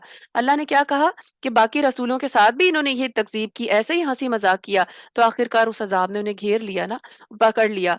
इनसे पूछिए कि रहमान के अजाब से दिन और रात तुम्हारी कौन हिफाजत करता है, यानी अभी जो तुम्हें बचाया हुआ है वो किसने बचाया हुआ है। बात यह है कि ये लोग अपने रब के जिक्र से फिरे हुए हैं। यानी अल्लाह ताला ने क्या कहा, जो तुम्हारे करतूत है, जैसे तुम काम कर रहे हो, जैसे तुम रब का इनकार कर रहे हो, फिर भी तुम्हें अजाब से बचाया हुआ है, ये किसने बचाया, तुम्हें कौन मोहलत दे रहा है, ये तुम्हारा रब ही है, लेकिन फिर भी तुम फिरे हुए हो। क्या हमारे सिवा इनके और माबूद हैं जो इन्हें मुसीबतों से बचा लें। वो तो खुद अपनी मदद की ताकत नहीं रखते, और ना ही इन्हें हमारी रफाकत नसीब है। यानी जिन लोगों के लिए दावा करते हैं ना कि हमें बचा लेंगे, चाहे ये बुत हों, चाहे औलिया, यानी जो मदफून कब्रों में मदफून है, इनके लिए दावा करते हैं कि ये बहुत करीब है और ये हमें बचा लेंगे, ये अल्लाह के इतने करीब है, ये हमारी दुआएं भी वहां पहुंचा देंगे। अल्लाह ने क्या कहा, ये तो खुद अपनी मदद की ताकत नहीं रखते, इनको तो खुद अगर इनको तबाह कर दिया जाए तो ये अपने आप को बचा नहीं सकेंगे, और ना ही इन्हें हमारी रफाकत नसीब है। यानी ये कैसा दावा है कि ये हमें बख्शवाएंगे, हम खुद कुछ ना करें। ऐसा ही होता है ना कि कहते हैं कि हमने ये इनका वसीला पकड़ लिया और ये हमें बख्शवा देंगे। तो अल्लाह ने क्या कहा, इनको तो हमारी रफाकत ही नसीब नहीं है। इंसान तो नहीं जानता ना कि कौन अगला जो है, जो आगे चला गया, वो किस दर्जे पर है अपने रब के पास, ये तो अल्लाह ही को पता है। फिर फरमाया, बल्कि हमने इन्हें और इनके बाप दादाओं को जिंदगी के सरो सामान दिए, यहाँ तक कि उन पर तवील मुद्दत गुजर गई, यानी इनको तवील अरसे तक इनकी मुकम्मल जिंदगी में ऐशो इशरत भी दी और सारी जिंदगी के सामान भी दिए। क्या वो ये नहीं देखते कि हम ज़मीन को इसके किनारों से घटाते चले आ रहे हैं? अब क्या वही गालिब हैं? यानी देखें कि कुफ़र तो ख़त्म हो रहा है और इस्लाम जो है वो गालिब आ रहा है। देखिए ना, इस्लाम जब नबी सल्लल्लाहु अलैहि वसल्लम आए थे तो क्या था, इस्लाम अजनबी था, फिर मुसलमान होते चले गए, फिर सहाबा कराम, नबी सल्लल्लाहु अलैहि वसल्लम की वफ़ात के बाद भी सहाबा कराम जब खिलाफत थी तो कितनी फतूहात हुई और इस्लाम कितना फैल गया। तो अल्लाह ने क्या कहा कि ज़मीन जो है वो घटती चली आ रही है उसके किनारों से, यानी कुफ़र जो है वो ख़त्म कम हो रहा है और इस्लाम जो है वो गालिब आ रहा है। फिर फरमाया, कह दीजिए मैं तुम्हें अल्लाह की वही के साथ आगाह कर रहा हूँ, मगर बहरे लोग बात नहीं सुनते जब उन्हें आगाह किया जाए। अगर इन्हें आपके रब के किसी अजाब का झोंका भी लग जाए तो पुकार उठेंगे, हाय हमारी बदबख्ती, यकीनन हम गुनाहगार थे। यानी वो जो अजाब है ना इतना शदीद, अल्लाह ने क्या कहा, उसको एक झोंका भी, उसका जरा सा इनको मजा भी चखा दिया जाए तो क्या कहेंगे कि हम तो बहुत बदनसीब हैं। और क़यामत के दिन हम लोगों के आमाल तोलने के लिए मीज़ान अदल कायम करेंगे। मीज़ान की बात होगी, अल्लाह ताला ने क्या कहा कि लोगों के आमाल तोले जाएँगे। फिर किसी पर कुछ भी ज़ुल्म नहीं किया जाएगा, और अगर एक राई के दाने के बराबर भी अमल होगा तो हम उसे ला हाज़िर करेंगे, और हम काफ़ी हैं हिसाब करने वाले। यानी हिसाब किताब का एक मरहला ये भी होगा जब मीज़ान जो है ना मैदान हशर में लाकर रखी जाएगी। और हमने पहले भी बात की थी कि वो मीज़ान इतनी भारी, इतनी बड़ी है, उसका एक पलड़ा भी इतना बड़ा है कि सातों आसमान और ज़मीनें उसके अंदर रख दी जाएँ तो वो भी छोटे पड़ जाएँ। और अल्लाह ने क्या कहा, उसमें हम आमाल तोलेंगे, हम इंसानों के अमाल उसमें तोले जाएँगे। आमाल को भी शक्ल दी जाएगी, नबी सल्लल्लाहु अलैहि वसल्लम की अहादीस से हमें पता चलता है। انسانوں کو بھی، نیک لوگوں کو بھی اس میں تولا جائے گا۔ اور اس کے علاوہ انسان نے اگر اخلاص رائی کے برابر بھی اس میں اخلاص ہوگا نا، اور کلمہ توحید ہوگا، تو پھر اس کو بھی تولا جائے گا۔ جیسے اس پہ ہم نے پہلے بھی بات کی تھی کہ اگر صدق کے دل سے ایک شخص جو تھا نا، اس کے لیے یعنی کیونکہ میں صرف مفہوم آپ کے سامنے رکھوں گی کہ ایک شخص جو تھا، جب اس کے اعمال تولے گئے تو اس کے پاس کوئی بھی نیکی نہیں نکلی تھی، یعنی اب اسے یقین ہو چلا تھا کہ میں اب جہنم میں چلا جاؤں گا۔ اچانک کیا تھا کہ ایک کاغذ کا ٹکڑا لا کر اس کی میزان میں رکھا گیا، جس پر اس نے لا الہ الا اللہ لکھا ہوا تھا، اور صدق کے دل سے ہی لکھا ہوگا نا۔ تو پھر جب اس کو رکھا گیا، اس کاغذ کے ایک ٹکڑے کو، تو کیا ہوا؟ وہ پلڑا جھک گیا۔ تو یعنی اخلاص جو ہے نا، وہ پلڑوں کو جھکا دے گا۔ وہ پلڑے جن کو آسمان اور زمین نہیں جھکا سکتے، اخلاص کے ساتھ کی گئی نیکیاں ان کو جھکا دیں گی۔ اور یہ اللہ تعالیٰ نے کیا کہا؟ میزان عدل قائم ہوگی، کسی کے ساتھ ذرہ برابر بھی ظلم نہیں کیا جائے گا۔ چھوٹی سے چھوٹی نیکی، دیکھیں وہ نیکیاں جن کا کوئی گواہ نہیں ہوتا نا، وہ نیکیاں جو صرف رب کے لیے کی جاتی ہیں، وہ اس میزان کو بھاری کر دیں گی۔ تو ہم نے اپنا جائزہ لینا ہے کہ ہمارے پاس وہ نیکیاں ہیں جن میں ہم نے اللہ کے سوا اور کسی کو گواہ نہیں بنایا، صرف اللہ کے لیے کی تھی، دنیا والوں کے لیے نہیں کی تھی۔ ہم تو چاہتے ہیں نا کہ سارے روزے بھی رکھیں، قرآن پڑھیں بھی، تو دنیا کو بتائیں اتنے کیے، حج کیے، عمرے کیے، لوگوں کو بتائیں۔ یا ہم تہجد بھی پڑھ رہے ہیں تو پھر کسی نہ کسی بہانے ذکر کر دیں کہ رات تو بڑی تھک گئی تھی کیونکہ نفل ہی پڑھتی رہی۔ تو کیا ہے، ہم ایسی نیکیوں کا کسی اور کو گواہ کیوں بنائیں؟ وہ نیکیاں جن کا گواہ صرف اللہ ہوگا نا، وہ میزان کو بھاری کر دیں گی، کیونکہ وہ اخلاص والی ہوں گی۔ اور وہ میزان اللہ تعالیٰ نے جو عدل کے لیے قائم کیا ہے، تو کوشش کریں اپنے پاس ان نیکیوں کو اکٹھا کریں، کیونکہ اس وقت ہمیں ضرورت ہوگی کہ ہمارا پلڑا جو ہے کہاں جھک جائے، ہماری حق میں جھک جائے، نہ کہ ہمارے خلاف جھک جائے۔ اور اخلاص کے ساتھ کی گئی نیکیاں اس میں شامل ہوں گی۔ ہمارے اعمال کو اللہ تعالیٰ جو ہے نا، حدیث کے ذریعے میں پتہ چلتا ہے کہ شکل دی جائے گی۔ جیسے دیکھیں انسان کا جو انسان صاحب قرآن ہوگا نا، اہل قرآن ہوگے، جب وہ قرآن کے ساتھ ہی، کیونکہ ان کا سارا جو ہے نا وقت گزرتا تھا، تو قبر میں، بلکہ احادیث کے ذریعے میں پتہ چلتا ہے کہ قبر میں کیا ہوگا؟ ایک اچھے شخص کی، نیک شخص کی شکل میں جو ہے نا وہ قرآن آئے گا کہ میں نے تجھے دن بھر مشغول رکھا۔ یا اور اس کے علاوہ ہمیں پتہ چلتا ہے کہ مزید احادیث کے ذریعے میں دلیل ملتی ہے کہ انسان کی نیکیاں جو ہے نا، وہ بھی اچھے شخص کی شکل میں، جب وہ بالکل تنہا ہوگا، اندر اندھیروں میں کوئی نہیں ہوگا، سب بھول چکے ہوں گے، تو وہ جو ہے نا نیکیاں اس کے ساتھ جو ہے اچھے شخص کی طرح آ کر کیا ہوگا؟ اس کی، یعنی انسان اکیلا ہوگا نا، تب بھی وہاں اس کو وہ کمپنی دیں گی، اسی کی نیکیاں کمپنی دیں گی، اخلاص کے ساتھ کی گئی یہی نیکیاں جو ہیں وہ پھر اعمال نامے میں بھی کام آئیں گی۔ تو کرنے کا کام کیا ہے کہ ساری چیزیں تو ہمارا ساتھ چھوڑ جائیں گی، انہی اعمال نے تو ساتھ رہنا ہے، تو ہم ان کی کوالٹی بہتر کریں کہ یہ ایسی ہوں کہ یہ قبر میں بھی ہمارے کام آئے، اور میزان میں بھی جب رکھی جائیں تو اس قابل ہوں کہ ہمارا پلڑا جھک جائے۔ اور نبی صلی اللہ علیہ وسلم کی وہ حدیث بڑی خوبصورت ہے، میں نے پہلے بھی آپ کے سامنے رکھی تھی، الحمدللہ تملا المیزان، کہ صدق کے دل سے کیا ہوا الحمدللہ، یعنی اللہ کا شکر جو ہے نا، وہ میزان کو بھر دیتا ہے، بھر دیتا ہے اس ایک پلڑے کو ہی، ایک مرتبہ کہا ہوا۔ تو کیا کرنے کا کام اب ہمارے لیے یہ ہے کہ اللہ تعالیٰ نے ہمیں بتایا ہے کہ وہ لازمی قائم ہوگی اور ظلم نہیں کیا جائے گا، جو چھوٹا سا بھی چھوٹا عمل ہوگا اس کو رکھا جائے گا سامنے لا کر۔ تو ہم پھر کیا کریں؟ اخلاص کے ساتھ نیکیاں کریں تاکہ ہمارے یہ میزان بھاری ہو جائے۔ اللہ سبحانہ وتعالیٰ سے دعا ہے کہ وہ ہمیں ایسی نیکیاں کرنے والا بنا دے اخلاص کے ساتھ، اور ہم ان کی حفاظت کریں، نیکیاں کر کر کے ہم ضائع نہ کر دیں ریاکاری کے ساتھ، یعنی اس کو جتا جتا کر۔ پھر فرمائیے، بالکل سچ ہے کہ ہم نے موسیٰ اور ہارون کو فیصلے کرنے والی اور پرہیزگاروں کے لیے واضح و نصیحت والی نورانی کتاب عطا فرمائی، یعنی تورات۔ وہ لوگ جو اپنے رب سے بغیر دیکھے خوف کھاتے ہیں، بن دیکھے خوف کھاتے ہیں، اور قیامت کے تصور سے کانپتے رہتے ہیں۔ اللہ تعالیٰ نے ان کی تعریف کی ہے، کیا کہا؟ پرہیزگار وہ لوگ ہیں جو اپنے رب سے بغیر دیکھے، بن دیکھے خوف کھاتے ہیں۔ اب نہیں نظر آ رہا لیکن ڈرتے ہیں کہ ہم نے یہ کام نہیں کرنا، رب نظر نہیں آ رہا لیکن پتا ہے کہ وہ مجھے پکڑ لے گا، وہ مجھے دیکھ رہا ہے، میرے ہر عمل کا میں نے اسے حساب دینا ہے۔ تو یہ ہوتا ہے متقی۔ متقی کہتے ہیں نا ڈرنے والا اور بچنے والا، تو یہ متقی ہے جو بن دیکھے خوف کھاتے ہیں، یعنی اب سامنے آ جائے اور پھر اس کے بعد ساتھ ہی پکڑ لے تو پھر تو نہیں نا ڈرنا ہوا۔ تو کیا ہے، اصل تو امتحان یہ ہے کہ بن دیکھے خوف کھائے، اس چیز کا احساس رکھیں، ہر چیز میں اللہ کی نگرانی کا احساس رکھیں، اکیلے بیٹھے ہوں تب بھی سوچے، بن دیکھے خوف کھائے کہ میں نے تنہائی میں بھی کوئی گناہ نہیں کرنا، اور قیامت کے تصور سے کانپتے رہتے ہیں۔ قیامت جو ہے نا ان کو بے خوف نہیں ہونے دیتی، وہ کیا کرتے ہیں، یعنی بے خوف ہو کے دنیا میں مشغول نہیں ہو جاتے، تو وہ کانپتے رہتے ہیں، یہ ہوتے ہیں متقی۔ اور یہ نصیحت اور برکت والا قرآن ہی ہم نے نازل فرمایا ہے، کیا پھر بھی تم اس کے انکاری ہو؟ یعنی اتنی برکتوں والا قرآن ہے، اس کا انکار کیوں کرتے ہو؟ اس سے برکت حاصل کرو، یہ ہم نے نصیحت کے لیے تمہارے نازل کیا ہے۔ یقیناً ہم نے اس سے پہلے ابراہیم کو بھی اس کی سمجھ بوجھ بخشی تھی، سمجھ بوجھ بخشی تو انہوں نے حق کو پہچان لیا۔ اللہ تعالیٰ نے کیا کہا؟ رشدہ، رشد وہ یعنی کہ وہ سمجھ بوجھ ہوتی ہے جو انسان کو ہدایت کی طرف لے جائے، تو ان کو اللہ نے رشد عطا فرمائی تھی، اور ہم اس کے احوال سے اور ہم اس کے احوال سے بخوبی واقف تھے۔ یعنی کیا تھا کہ اللہ تعالیٰ جانتے تھے کہ وہ کتنے رشد والے ہیں اور کتنے اہل ہیں۔ جبکہ اس نے اپنے باپ سے اور اپنی قوم سے کہا، اب مزید ان کا قصہ جو ہے نا مزید تھوڑی سی سرحد کے ساتھ دوبارہ ذکر کیا جا رہا ہے۔ اپنی قوم سے اور اپنی باپ سے کہا کہ یہ مورتیاں جن کے تم مجاور بنے بیٹھے ہو، یہ کیا ہیں؟ یعنی یہ کیا ہیں جن کے لیے ایسی کیا چیز ہے ان میں کہ تم ان کے مجاور بنے بیٹھے ہو، ان کے ارد گرد ان کی پوجا کرتے ہو؟ سب نے جواب دیا کہ ہم نے اپنے باپ دادا کو انہی کی عبادت کرتے ہوئے پایا ہے۔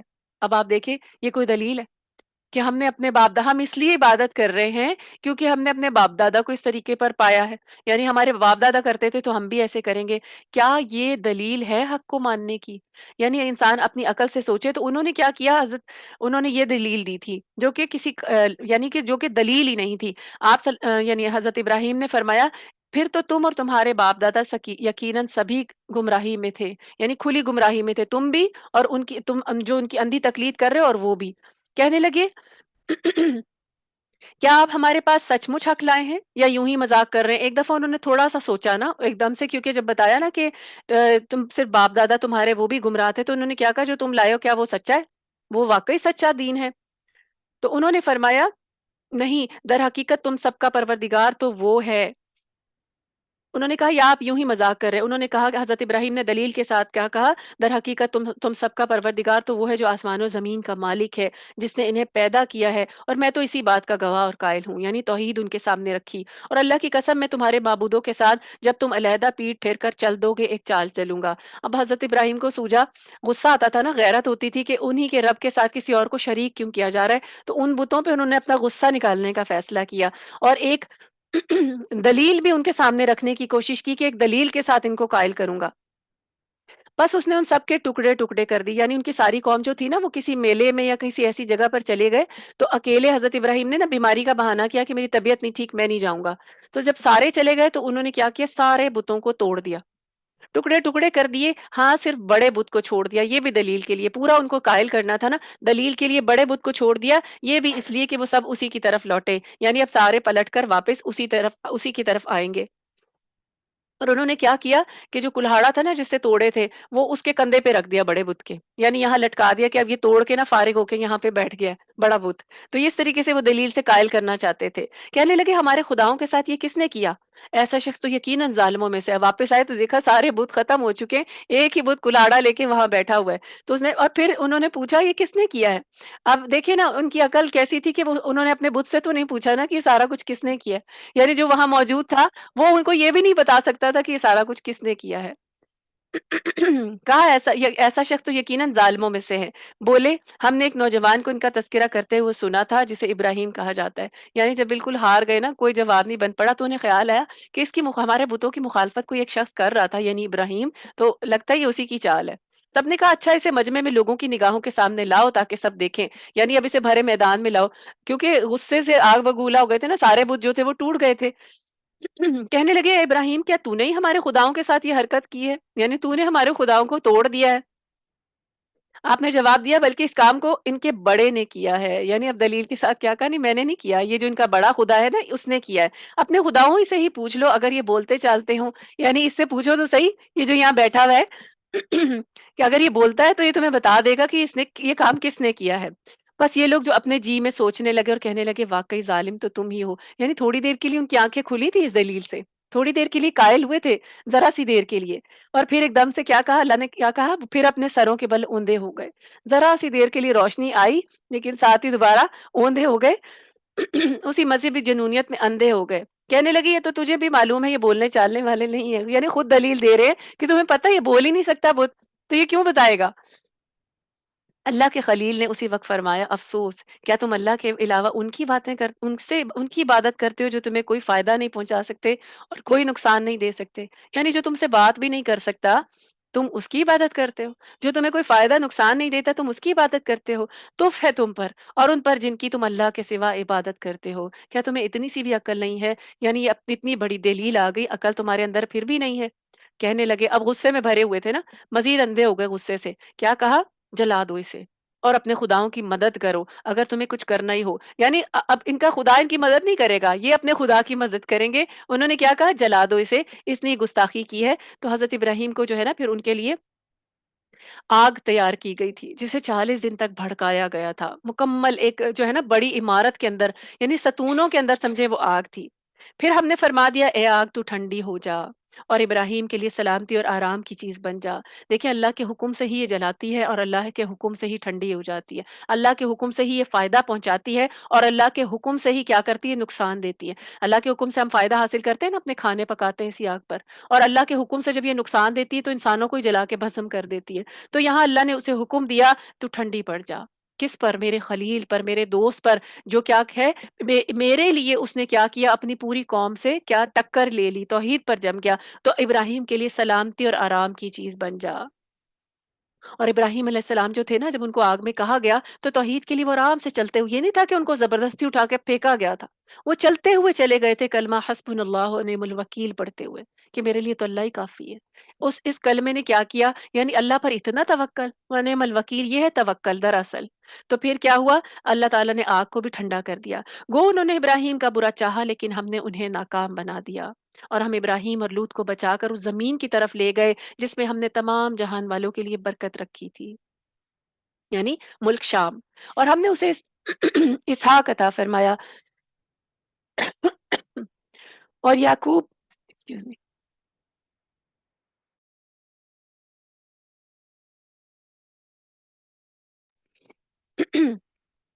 और याकूब, और इस पर मज़ीद हर एक को हमने साले बना दिया, यानी अल्लाह ताला ने उनकी नस्लों में भी फिर खैर जारी कर दी, नबुव्वत उनको दी। और हमने उन्हें पेशवा बना दिया कि हमारे हुक्म से लोगों की राहबरी करें, यानी उनको सीधा रास्ता दिखाए।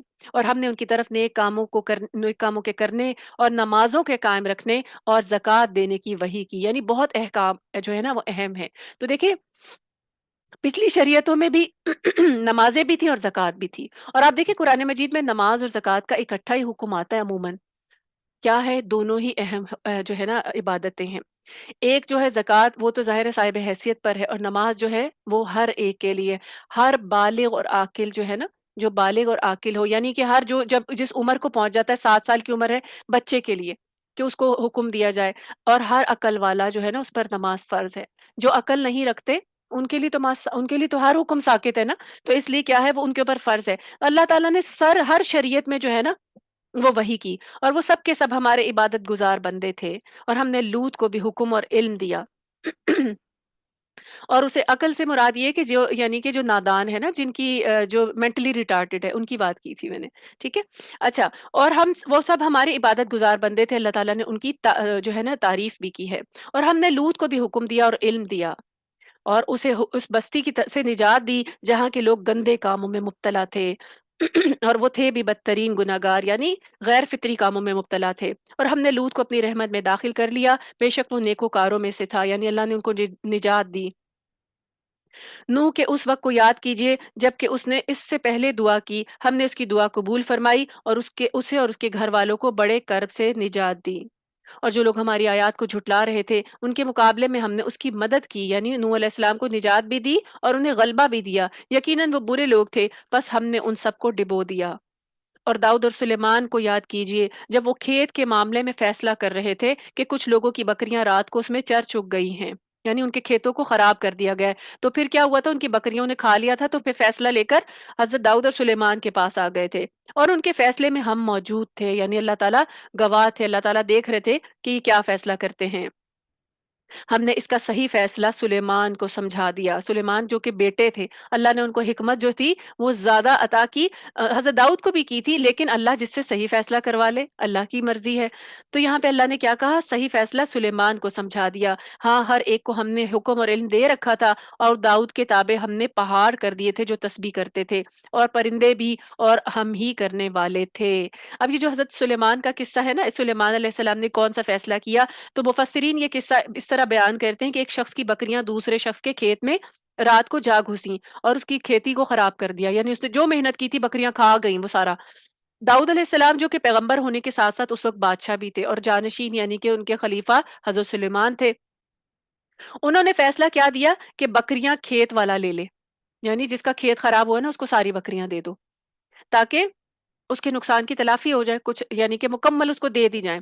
حضرت سلیمان نے اس فیصلے سے اختلاف کیا، انہوں نے کہا کہ اس سے بہتر فیصلہ یہ ہو سکتا ہے، یہ فیصلہ انہوں نے کیا کہ بکریاں کچھ عرصے کے لیے کھیتی کے مالک کو دے دیں اور وہ کیا کرے، ان سے فائدہ اٹھائے، اور پھر کھیتی جو ہے بکریوں والوں کے سپرد کر دی جائے، یعنی بکریاں اس کو دے دی جائیں، وہ اتنی دیر بکریوں سے فائدہ اٹھائے، اور جس کی بکریاں تھیں اس کو تھوڑے عرصے کھیتی دے دی جائے، اور وہ کیا کرے، وہ اس کو کھیتی کو دوبارہ محنت کر کے تیار کر کے دے، اس کو واپس کرے، یعنی جس نے نقصان کیا ہے، یعنی جس کی بکریوں نے نقصان کیا وہ اس پہ محنت کرے، دوبارہ اسی طریقے سے کھیتی کو آباد کرے، اس کی یعنی اس کا صحیح انتظام کرے، اور جب واپس وہ کھیت اس حالت میں آ جائے جیسے کہ تباہ ہوا تھا اس سے پہلے والی حالت میں، تو کیا کریں، پھر اس کے مالک کو واپس کر دیا جائے اور وہ اپنی بکریاں واپس لے لے۔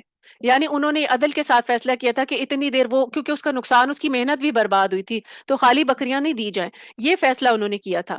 تو یہ پہلا فیصلہ جو سلیمان علیہ السلام کا فیصلہ ہے نا، دوسرا، یہ زیادہ بہتر تھا۔ اللہ تعالیٰ کو، اللہ تعالیٰ نے یعنی اللہ کی رائے جو تھی اس کے حق میں تھی، اللہ تعالیٰ نے اس کے حق میں بات کی، تو کیا کہا، لیکن علم اور حکم تو اللہ تعالیٰ نے سب کو دے رکھا تھا، یعنی دونوں کو، داؤد علیہ السلام کو بھی اور سلیمان کو بھی، ساتھ ہی داؤد علیہ السلام کی تعریف بھی کی کہ ان کو اللہ نے سارے خالی حکمت نہیں دی تھی، اللہ تعالیٰ نے ان کو مزید تصرفات بھی دیے تھے کہ وہ پہاڑ جو ہے تھے نا ان کے ساتھ تسبیح کرتے تھے، اور پرندے بھی۔ اب یہ نہیں کہا کہ کیا کرتے تھے اپنی مرضی، یعنی حضرت داؤد جو تھے نا ان کو اللہ تعالیٰ نے بہترین لہن عطا کیا تھا، بہت خوش آواز تھے، اتنی خوش آوازی کے ساتھ اللہ کا ذکر اور تسبیح کرتے تھے، اپنی زبور پڑھا کرتے تھے، اور پرندے بھی ان کے ساتھ پھر نا اسی طریقے سے محو ہو جاتے تھے۔ آپ دیکھیں نا، اگر ہم قرآن مجید کی کوئی بہت خوبصورت ریسیٹیشن ہو تو کیا ہوتا ہے، بہت خوبصورت ریسیٹیشن سنتے ہیں، گو آپ کو اس کا ترجمہ نہ بھی آتا ہو تو دل پر تو اثر کرتی ہے نا، آنکھوں سے آنسو بھی جاری ہو جاتے ہیں، یعنی اس حد تک وہ اثر اپنا رکھنا شروع رکھتی ہے، گو کہ ہمیں سمجھ نہ بھی آ رہی، جو جو غیر اجمی ہے نا، غیر عربی ہیں، وہ کیا کرتے ہیں، ان کو سمجھ نہ بھی آئے لیکن آنکھوں سے آنسو آ جاتے ہیں، دل پر اثر کرتی ہے۔ تو لیکن ان کا کیا تھا، ان کا اتنا خوبصورت لہجہ تھا کہ وہ جو پرندے اور جو ہے نا پہاڑ، وہ بھی ان کے ساتھ، اس کے ساتھ اسی اثر میں آ کر تسبیح کرنا شروع کرتے تھے، اور اللہ نے کیا کہا، یہ ہم ہی کرنے والے تھے، داؤد نہیں کر سکتے تھے، داؤد کے بس میں نہیں تھا، یہ تصرف بھی ہم نے ان کو دیا تھا۔ اور ہم نے اسے تمہارے لیے لباس بنانے کی کاریگری سکھائی۔ داؤد علیہ السلام کو اللہ تعالیٰ نے یہ تصرف بھی دیا تھا کہ لوہا ان کے ہاتھ میں موم بن جاتا تھا، نرم ہو جاتا تھا، لوہے کو مولڈ کر دیتے تھے۔ آج تو دیکھیں انسانوں کو اس کو تپانا پڑتا ہے نا بھٹی میں، جب پورا وہ میلٹ ہو جاتا ہے پھر اس کے بعد وہ اس کو، اس سے کوئی شکل بنا سکتے ہیں، کوئی چیز بنا سکتے ہیں۔ حضرت داؤد اپنے ہاتھوں سے ہی اس کو جو ہے نا موم، یعنی کہ فولڈ کر لیا کرتے تھے، موم کر دیا تھا اللہ نے ان کے ہاتھوں۔ تو کیا کیا اللہ نے، ہم نے اسے تمہارے لیے لباس بنانے کی کاریگری بھی سکھائی، اور وہ زرہیں سب سے پہلے جو ہے نا جنگی زرہیں، وہ انہوں نے ہی بنائی تھی، تاکہ لڑائی کس سے، ضرر سے تمہارا بچاؤ ہو۔ تو کیا تم شکر گزار بنو گے؟ ساتھ ہی اللہ تعالیٰ نے کیا کہا، اتنی نعمتیں دی ہیں، کیا شکر کرو گے اللہ کا کہ ہم نے ان کے ذریعے تمہیں یہ بھی نعمت دی۔ ہم نے تند و تیز ہوا کو سلیمان کے تابع کر دیا۔ سلیمان علیہ السلام کا اب ذکر کیا گیا، اور پھر اللہ تعالیٰ نے یہ بتایا کہ ان کو ہم نے کتنی نعمتیں دی تھی، جو اللہ تعالیٰ نے ہوا کو ان کے تابع کر دیا تھا۔ وہ کیا کرتے تھے، ایک مہینے کی مسافت جو ہے نا ایک دن میں کر لیتے تھے، یعنی اگر فرض کریں آج انسان پلین میں بیٹھ کے جاتا ہے نا، ایک مہینے میں جس جگہ پہ پہنچے گا نا، حضرت سلیمان جو ہے وہ ایک دن میں پہنچ جاتے تھے، اور یہ نہیں ہوتا تھا کسی پلین میں بیٹھے، ہوا ان کو اڑا کے لے جاتی تھی، ہوا کے اوپر جاتے تھے۔ تو اللہ تعالیٰ نے سلیمان کے تابع کیا، جو اس کے فرمان کے مطابق اس زمین کی طرف چلتی تھی جہاں ہم نے برکت دے رکھی تھی، اور ہم ہر چیز سے باخبر اور دانا ہیں۔ اللہ تعالیٰ نے ہی یہ تصرف دیا تھا ان کو۔ اسی طرح بہت سے شیاطین بھی ہم نے اس کے تابع کر دیے تھے، یعنی جن کے بھی تھے وہ ان کے تابع تھے، جو اس کے فرمان سے غوطے لگاتے تھے، کہاں، سمندروں کی تہوں میں، اور پھر وہاں سے خزانے نکال کے لاتے تھے، اور اس کے سوا بھی بہت سارے کام کرتے تھے، اور ان کے نگہبان بھی ہم ہی تھے۔ اللہ تعالیٰ ہی کے حکم سے یہ سب ہوا تھا۔ پھر اللہ تعالیٰ نے حضرت ایوب کا ذکر کیا، وَأَيُّوبَ إِذْ نَادَى رَبَّهُ أَنِّي مَسَّنِيَ الضُّرُّ وَأَنْتَ أَرْحَمُ الرَّاحِمِينَ۔ ایوب کی اس حالت کو یاد کرو جبکہ اس نے اپنے پروردگار کو پکارا کہ مجھے یہ بیماری لگ گئی ہے، اور تو رحم کرنے والوں سے زیادہ رحم کرنے والا ہے۔ یعنی حضرت ایوب کو ایک بڑی تکلیف دہ بیماری ہوئی تھی، اور ان کے جسم میں باقاعدہ کیڑے پڑ گئے تھے، اور پتہ نہیں یعنی کہ تقریباً کافی لمبی، 16 17 18 سال جو ہے نا ان کو یہ بیماری رہی تھی۔ 18 साल एक नबी पर अल्लाह ने ये आजमाइश उतारी थी। आप सोचें ना, वरना हम समझते हैं ना कि नबी तो अल्लाह के इतने चहीते होते हैं, उनको तो कोई शायद कुछ, वो जितनी तकलीफों से, जितनी आजमाइशों से गुजरते हैं वो आम इंसान नहीं गुजर सकते। तो अल्लाह ताला ने अय्यूब अलैहिस्सलाम को बीमारी से आजमाया था। पहले उनके पास माल असबाब सारी चीजें थी, हुकूमत थी, बहुत ज्यादा, यानी उनके पास हर किस्म का रिस्क था। फिर क्या हुआ, वो बीमार हो गए, अल्लाह ने बीमारी से आजमाया। उनकी हुकूमत, उनके हत्ता के औलाद भी उन्हें छोड़कर चली गई थी, सारे घर वाले उनको छोड़ के चले गए थे, अकेले रह गए थे। तो अल्लाह ने क्या कहा, फिर उन्होंने अपने रब को पुकारा उस हाल में। क्या कहा, इन्नी मस्सनी दुर्रु, मुझे ये बीमारी लग गई, तू मुझ पे रहम कर। तो ये क्या है, बीमारी की हालत में ये दुआ जो है वो जरूर पड़ी जाए अपने रब से मदद तलब करने के लिए।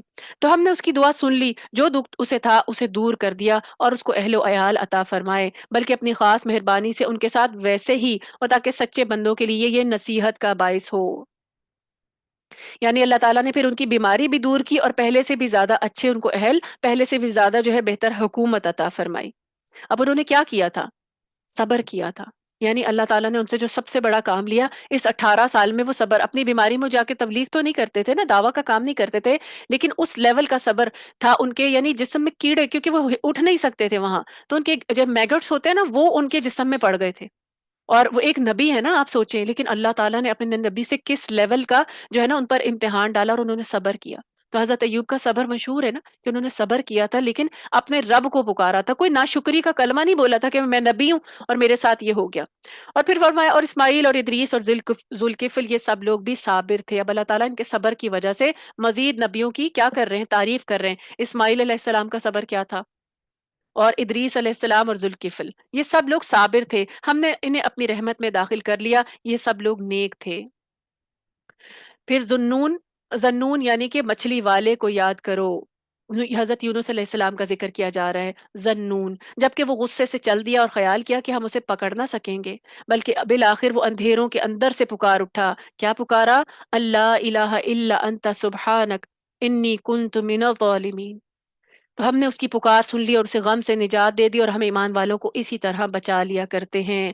यानी मछली वाले हजरत यूनुस अलैहिस्सलाम अपनी कौम से नाराज होकर, हमने पहले भी पढ़ा था ना, वो चले गए थे, अपनी कौम से नाराज हो गए थे कि वो मान ही नहीं रही थी उनकी बात। अल्लाह ने उनको हुक्म नहीं दिया था कि इस कौम को छोड़ जाओ, तो क्या कहा, अब अजाब आ जाएगा तुम्हें, धमकी दी और निकल गए वहां से। तो अल्लाह ताला को ये बात उनकी पसंद नहीं आई कि अल्लाह के हुक्म के बगैर, क्योंकि नबी भी अल्लाह के हुक्म के बगैर कोई काम नहीं करते। तो इतनी छोटी सी हमारे नजदीक तो छोटी सी बात है ना, कि सारा तो तबलीग की है और उसके बाद बस आराम से निकल गए, कि अजाब तो अब आना ही है, अल्लाह का हुक्म का इंतजार किए बगैर निकल गए। तो अल्लाह ताला देखें, जब इतने अजीम इंसान है, अजीम पैगंबर है ना, जब अल्लाह ने उनको चुना, तो उनकी मामूली सी गलती पर सरजनिश भी बहुत ज्यादा होती थी। और क्या सरजनिश थी, मछली के पेट में अल्लाह ताला ने उनको सजा के तौर पर रखा। फिर फरमाया और फिर जब उन्होंने ये दुआ की ना, इस दुआ की बरकत से अल्लाह ताला ने फिर उनको उससे उन्होंने अपने क्या देखिए, इस दुआ में हम इसको आमतौर पे आयत करीमा बना रहे होते हैं ना, कि क्या जब कोई मुश्किल होगी तो क्या करें, ये तस्बीह पढ़ें। अब इसमें एतराफ क्या है, एतराफ यह है क्या है, इसकी मफहूम को देखें कि इलाही तेरे सिवा कोई माबूद नहीं। सबसे पहले अल्लाह की तौहीद का इनकार, जो है इकरार, और फिर उसके बाद तू पाक है, अल्लाह ताला को हर किस्म की ऐब से, कमी से, नुक्स से पाक करार दिया। यानी ये तेरा वो, यानी तू पाक है हर किस्म की कमी से, और फिर साथ ही अपनी जो है ना कमी का इजहार किया कि मैं जालिमों में से था, मैंने ये गलती की, मेरे से ये गलती हुई। तो जब इंसान अपनी गलती का, क्योंकि बहुत सारी मुश्किलें हम पर किस लिए आती हैं, हमारे गुनाहों की वजह से आ जाती है ना, तो जब हम पर कोई मुश्किल आती है, हम तभी इस आयत का जो है ना विर्द करते हैं। तो फिर करने का काम क्या है, कि जब इंसान अपनी जो है ना बंदगी का, आजिज़ी का इकरार कर लेता है ना, फिर अल्लाह ताला उस मुश्किल को हटा भी देते हैं। लेकिन ये आयत करीमा इसलिए नहीं है कि इसको क्या करें, कि खुद मुश्किल आए तो फिर उसके बाद लोगों को इकट्ठा करें और फिर उसको उनको कहें कि तुम सवा लाख दफ़ा पढ़ लो तो हमारी मुश्किल दूर हो जाएगी। खुद क्या करें, किचन में उनके लिए जाके कोई एंटरटेनमेंट यानी रिफ्रेशमेंट का बंदोबस्त करें, उनको सवा लाख दफ़ा पढ़ने बिठा दें और फिर सोचें कि शायद करीमे से क्या होगा, हमारे घर की मुश्किल दूर हो जाएगी। ये आयत करीमा इसलिए नहीं है, क्योंकि देखिए, इंसान जो इसके दिल पे, जिसके ऊपर मुश्किल आई हो, उसके दिल से जो दुआ निकलेगी, वो जो आए हुए हैं जिन्होंने सिर्फ आके गुटलियों को गिराना है, उनके दिलों से तो आपके लिए वो दुआ नहीं निकलेगी। और उसके बाद वो तो खा पी के चले जाएँगे, तो क्या इस तरीके से आपकी जो जो है मुश्किल दूर हो जाएगी? तो देखिए, अल्लाह की आयत को क्या करें, अगर बिल्कुल सही तौर पर समझ कर उनके साथ अल्लाह से मदद माँगी जाए ना, तो फिर मदद आती है। बजाय से कि हम फिर ऐसी कोई मुश्किलें दूर नहीं होती कि फिर आप सवा लाख दफ़ा पढ़वा भी लें, तो मुश्किलें दूर नहीं हुआ करती। मुश्किलें तब दूर होती हैं जब हम क्या करें, खुद इकरार करें, खुद इखलास के साथ अल्लाह के हुज़ूर पेश हों और रुजू करें, अल्लाह से रुजू करें। फिर फरमाया और ज़करिया को याद करो जब उसने अपने रब से दुआ की कि ऐ मेरे परवरदिगार मुझे तन्हा ना छोड़। अब सारे पैगंबरों की ना देखिए खूबसूरत सी दुआएं हैं, वो हमें अब इस जो है सूरत में दी गई हैं। उसने अपने रब से दुआ की कि ऐ मेरे परवरदिगार मुझे तन्हा ना छोड़, तू सबसे बेहतर वारिस है। अब क्या औलाद की दुआ मांग रहे थे ना कि तू वारिस है, सबसे बेहतर वारिस तो तू है, लेकिन मुझे दुनिया में नबुव्वत के लिए वारिस दे दे।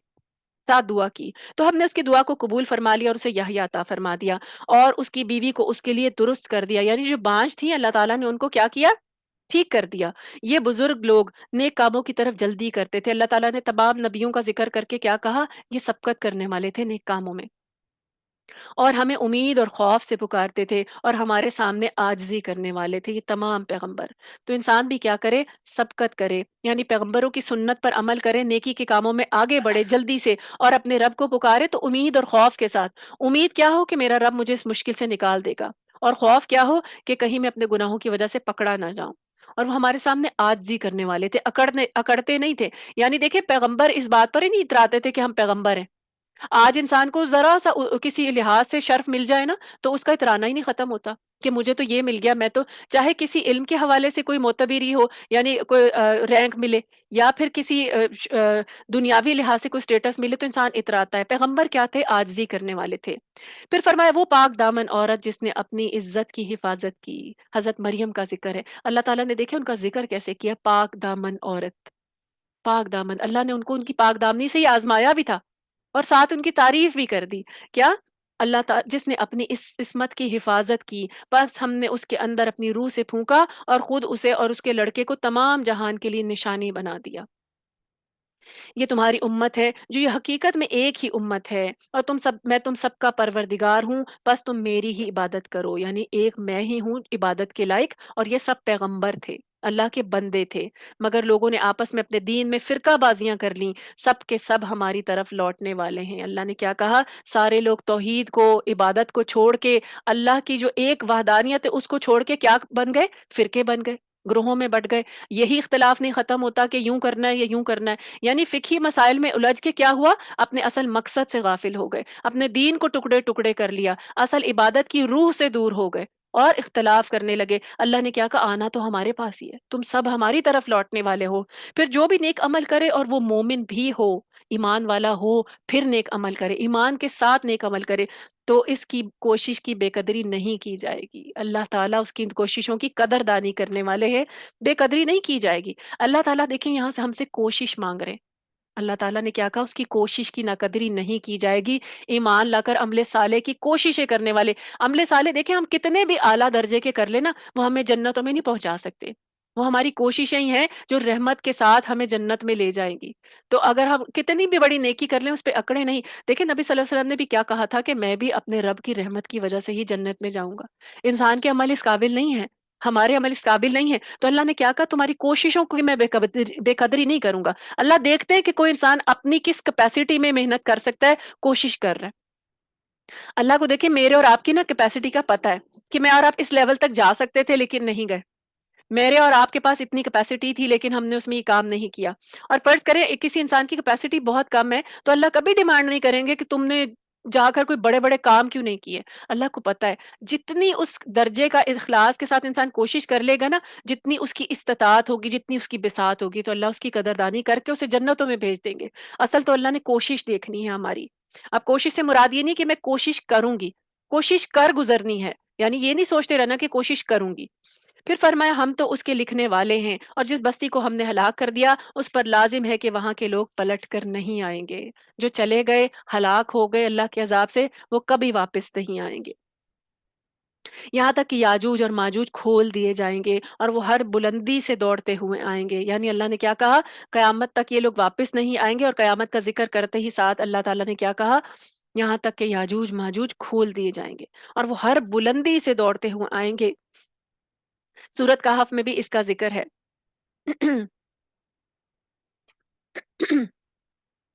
फिर फरमाया اور سچا وعدہ قریب آ لگے گا، یعنی قیامت قریب آ جائے گی جب یاجوج ماجوج آئیں گے نا، بالکل آخری تقریباً جو ہے نا وہ سٹیج ہوگی، اور اس وقت کافروں کی نگاہیں پھٹی کی پھٹی رہ جائیں گی کہ ہائے افسوس، ہم اس حال سے غافل تھے، بلکہ اصل میں فی الواقع ہم ہی قصوروار تھے۔ یعنی جب قیامت آئے گی تو سارے کافر اپنے قصور کا خود ہی اقرار کر لیں گے، تم اور اللہ کے سوا جن جن کی تم عبادت کرتے ہو سب دوزخ کا ایندھن بنو گے۔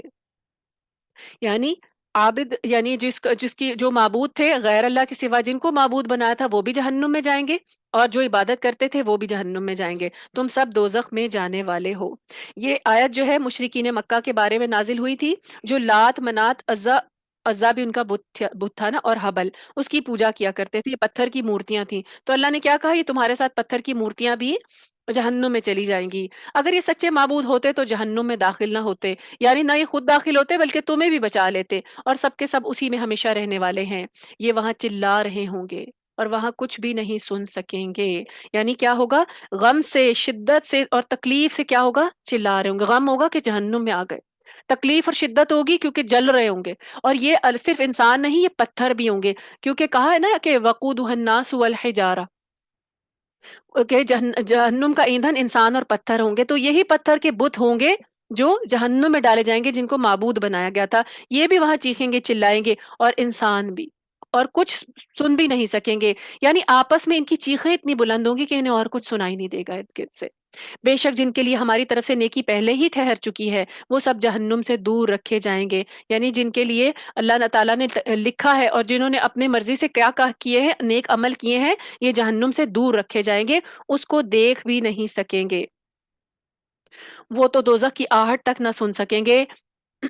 اور اپنی من بھاتی چیزوں میں ہمیشہ رہنے والے ہوں گے، یعنی اپنی پسندیدہ چیزوں میں اپنی مرضی سے کیا کریں گے، جو جنت میں خواہش کریں گے وہ انہیں مل جائے گی۔ وہ بڑی گھبراہٹ بھی انہیں غمگین نہیں کر سکے گی، اور فرشتے انہیں ہاتھوں ہاتھ لیں گے۔ یعنی قیامت کی جو ہولناکی ہے نا، اللہ تعالیٰ ان لوگوں کو جو دنیا میں اللہ سے ڈر کے رہے نا، اللہ تعالیٰ ان کو اس سے محفوظ رکھیں گے۔ نبی صلی اللہ علیہ وسلم کی حدیث کا مفہوم ہے نا کہ اللہ تعالیٰ نے فرمایا کہ میں دو خوف کسی بندے پر جمع نہیں کروں گا، دو خوف اور دو امن کسی بندے پر جمع نہیں کروں گا۔ جو دنیا میں میرے سے خوف زدہ رہا، ڈر کے رہا، میں آخرت کے دن میں اس پر خوف نہیں طاری کروں گا، اور جو مجھ سے دنیا میں بے خوف ہو کر رہا، آخرت میں اس کو جو ہے نا خوف میں مبتلا کیا جائے گا۔ تو کیا ہے، اللہ تعالیٰ نے ان کے لیے کہا کہ وہ بڑی گھبراہٹ نیک لوگوں کو غمگین نہیں کر سکے گی۔ دیکھیں نیک لوگوں کے لیے وہ 50,000 سال کا، جب سب طرف دھوپ ہوگی، سایہ نہیں ہوگا تو نیک لوگوں کو عرش کا سایہ مل جائے گا، اپنے ہی صدقے کا سایہ مل جائے گا۔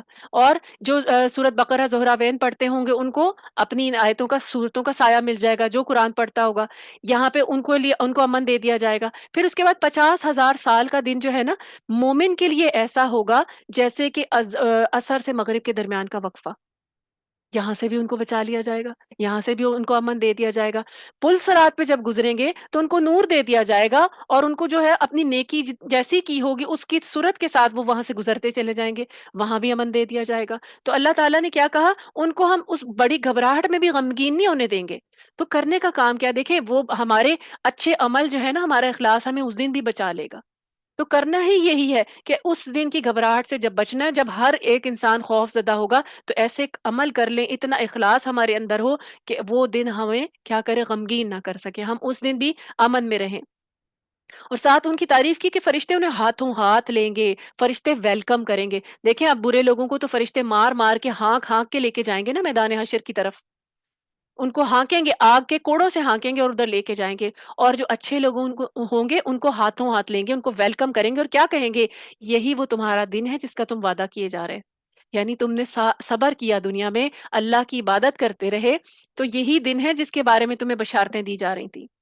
جس دن ہم آسمان کو یوں لپیٹ لیں گے جیسے تومار میں اوراق لپیٹ لیے جاتے ہیں، جیسے آپ نے اسکرول دیکھے نا، جب صفحے بکھرے ہوتے ہیں اسکرول سے، ان کو جب لپیٹ لیا جاتا ہے، آسمان یہ جو اتنے بڑے بڑے ہیں نا، اللہ تعالیٰ ان کو لپیٹ لیں گے اپنے دائیں ہاتھ میں، لپیٹ لیں گے۔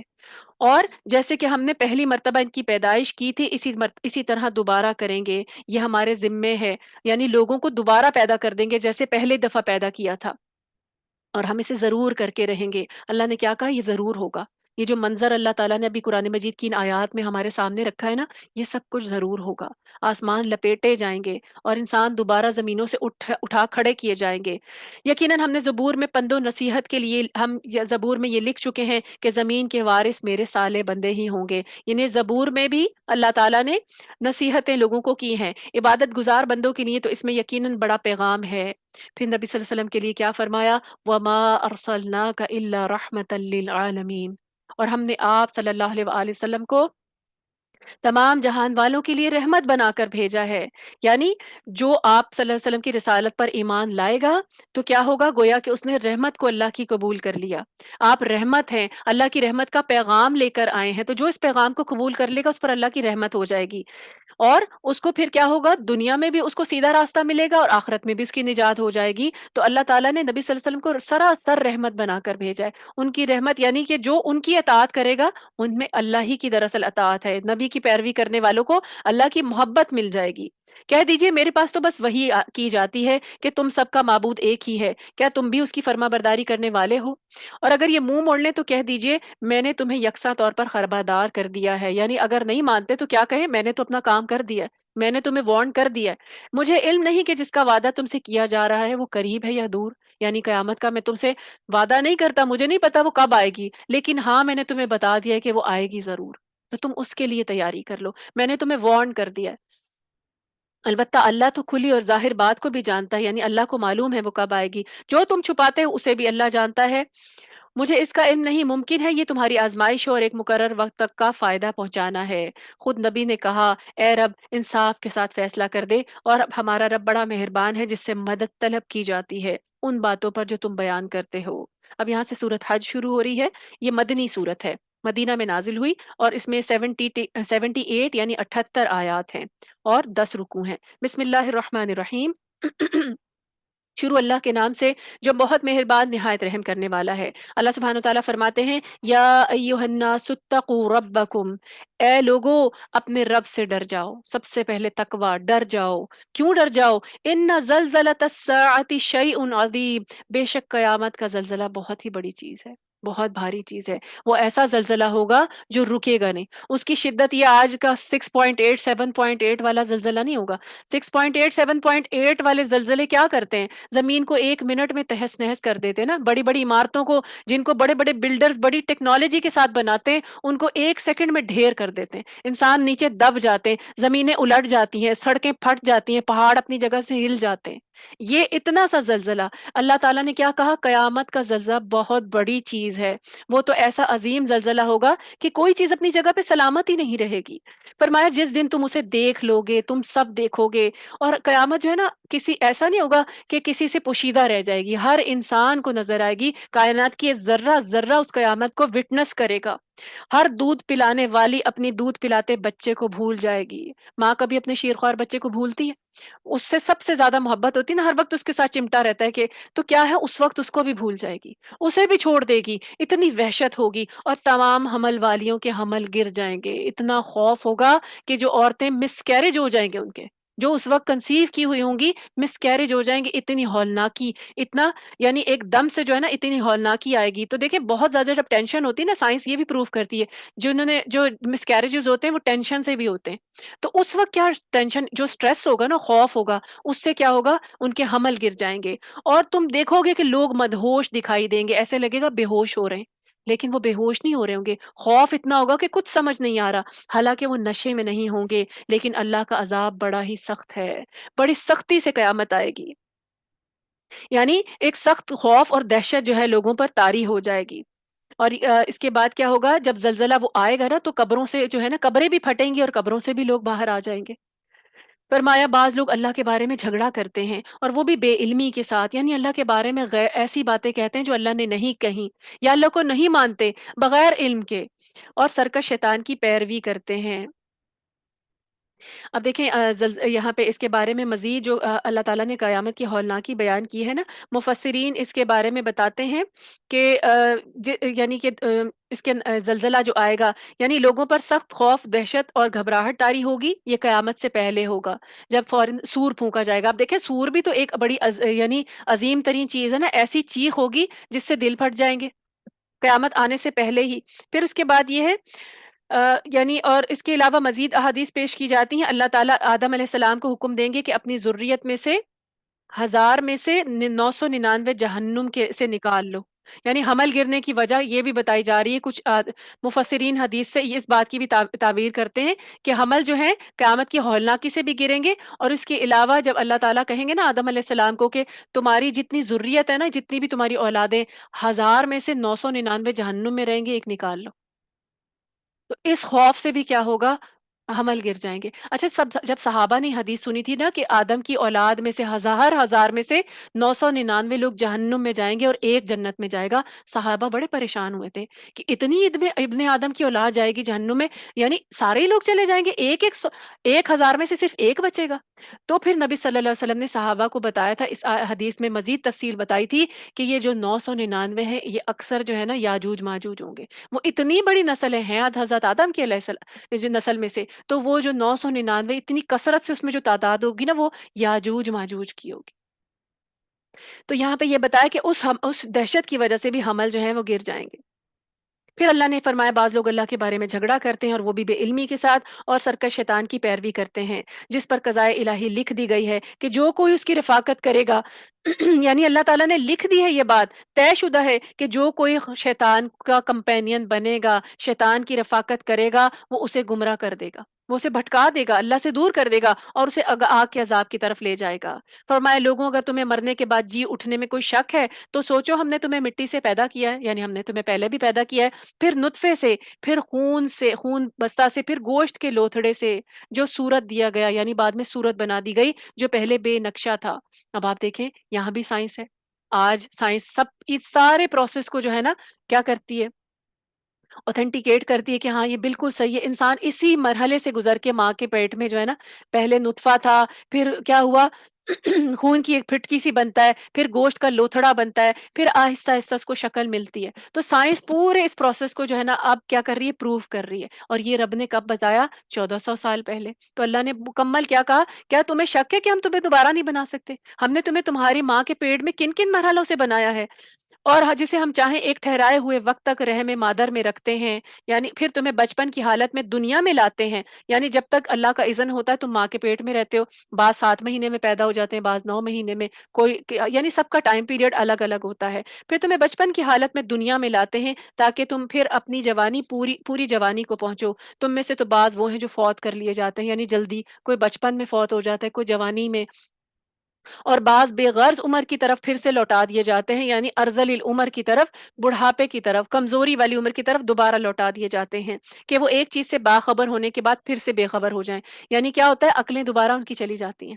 ایک ٹائم ہوتا ہے نا، بچپن میں بھی عقل نہیں تھی، بڑھاپے میں بھی عقل نہیں ہوتی، بچپن میں بھی بچپنا تھا، اور یعنی چھوٹے اسی طریقے سے حرکتیں کرتے تھے، اور جو ہوتا ہے بڑھاپے میں بھی جب عقل چلی جاتی ہے تو ان کو نہیں پتہ چلتا کہ بعض اوقات وہ کیا کر رہے ہیں، تو عقلیں جو ہیں وہ ناقص ہو جاتی ہیں۔ یہ بھی اللہ کی قدرت ہے، یہ اللہ کی قدرت کے مظاہر ہیں، اللہ تعالیٰ دکھا رہے ہیں کہ وہ جو یہ عقل تمہیں دی ہے نا، یہ میں جب چاہوں لے لوں، جب تم چاہوں تمہارے اندر داخل کر دوں، یہ طاقت جس پہ تم اتراتے ہو نا، میں جب چاہے تم سے لے لوں۔ جب اللہ کا حکم ہوتا ہے تو یہ اللہ تعالیٰ پورا انسان کے اندر اس طاقت کو داخل کر دیتا ہے، جب اللہ کا حکم ہوتا ہے اللہ تعالیٰ کھینچ لیتے ہیں۔ بعض اوقات ہوتا ہے نا بیماری میں، جوانی میں انسان سے اللہ طاقت لے لیتے ہیں، اور بعض اوقات اور آہستہ آہستہ عام طور پہ عمومی کیا ہے کہ دیکھیں جیسے جیسے انسان گریجولی 40s کراس کرتا جاتا ہے، آہستہ آہستہ آہستہ آہستہ اس کی کمزوری آتی جاتی ہے، اس کو اپنے اندر خود وہ محسوس ہونا شروع ہو جاتی ہے، تو کتنے غیر محسوس طریقے پہ اللہ تعالیٰ وہ چیز لینا شروع کر دیتے ہیں۔ فرمایا تم دیکھتے ہو کہ زمین بنجر اور خشک ہے، پھر جب ہم اس پر بارشیں برساتے ہیں تو وہ ابھرتی ہے اور پھولتی ہے اور ہر قسم کی رونق دار نباتات اگاتی ہے، یعنی سبزہ آ جاتا ہے بارش سے۔ یہ اس لیے کہ اللہ ہی حق ہے، وہی مردوں کو زندہ کرتا ہے اور وہ ہر چیز پر قدرت رکھنے والا ہے، یعنی جو مردہ زمین کو زندہ کر سکتا ہے وہ تمہیں بھی زندہ کر سکتا ہے۔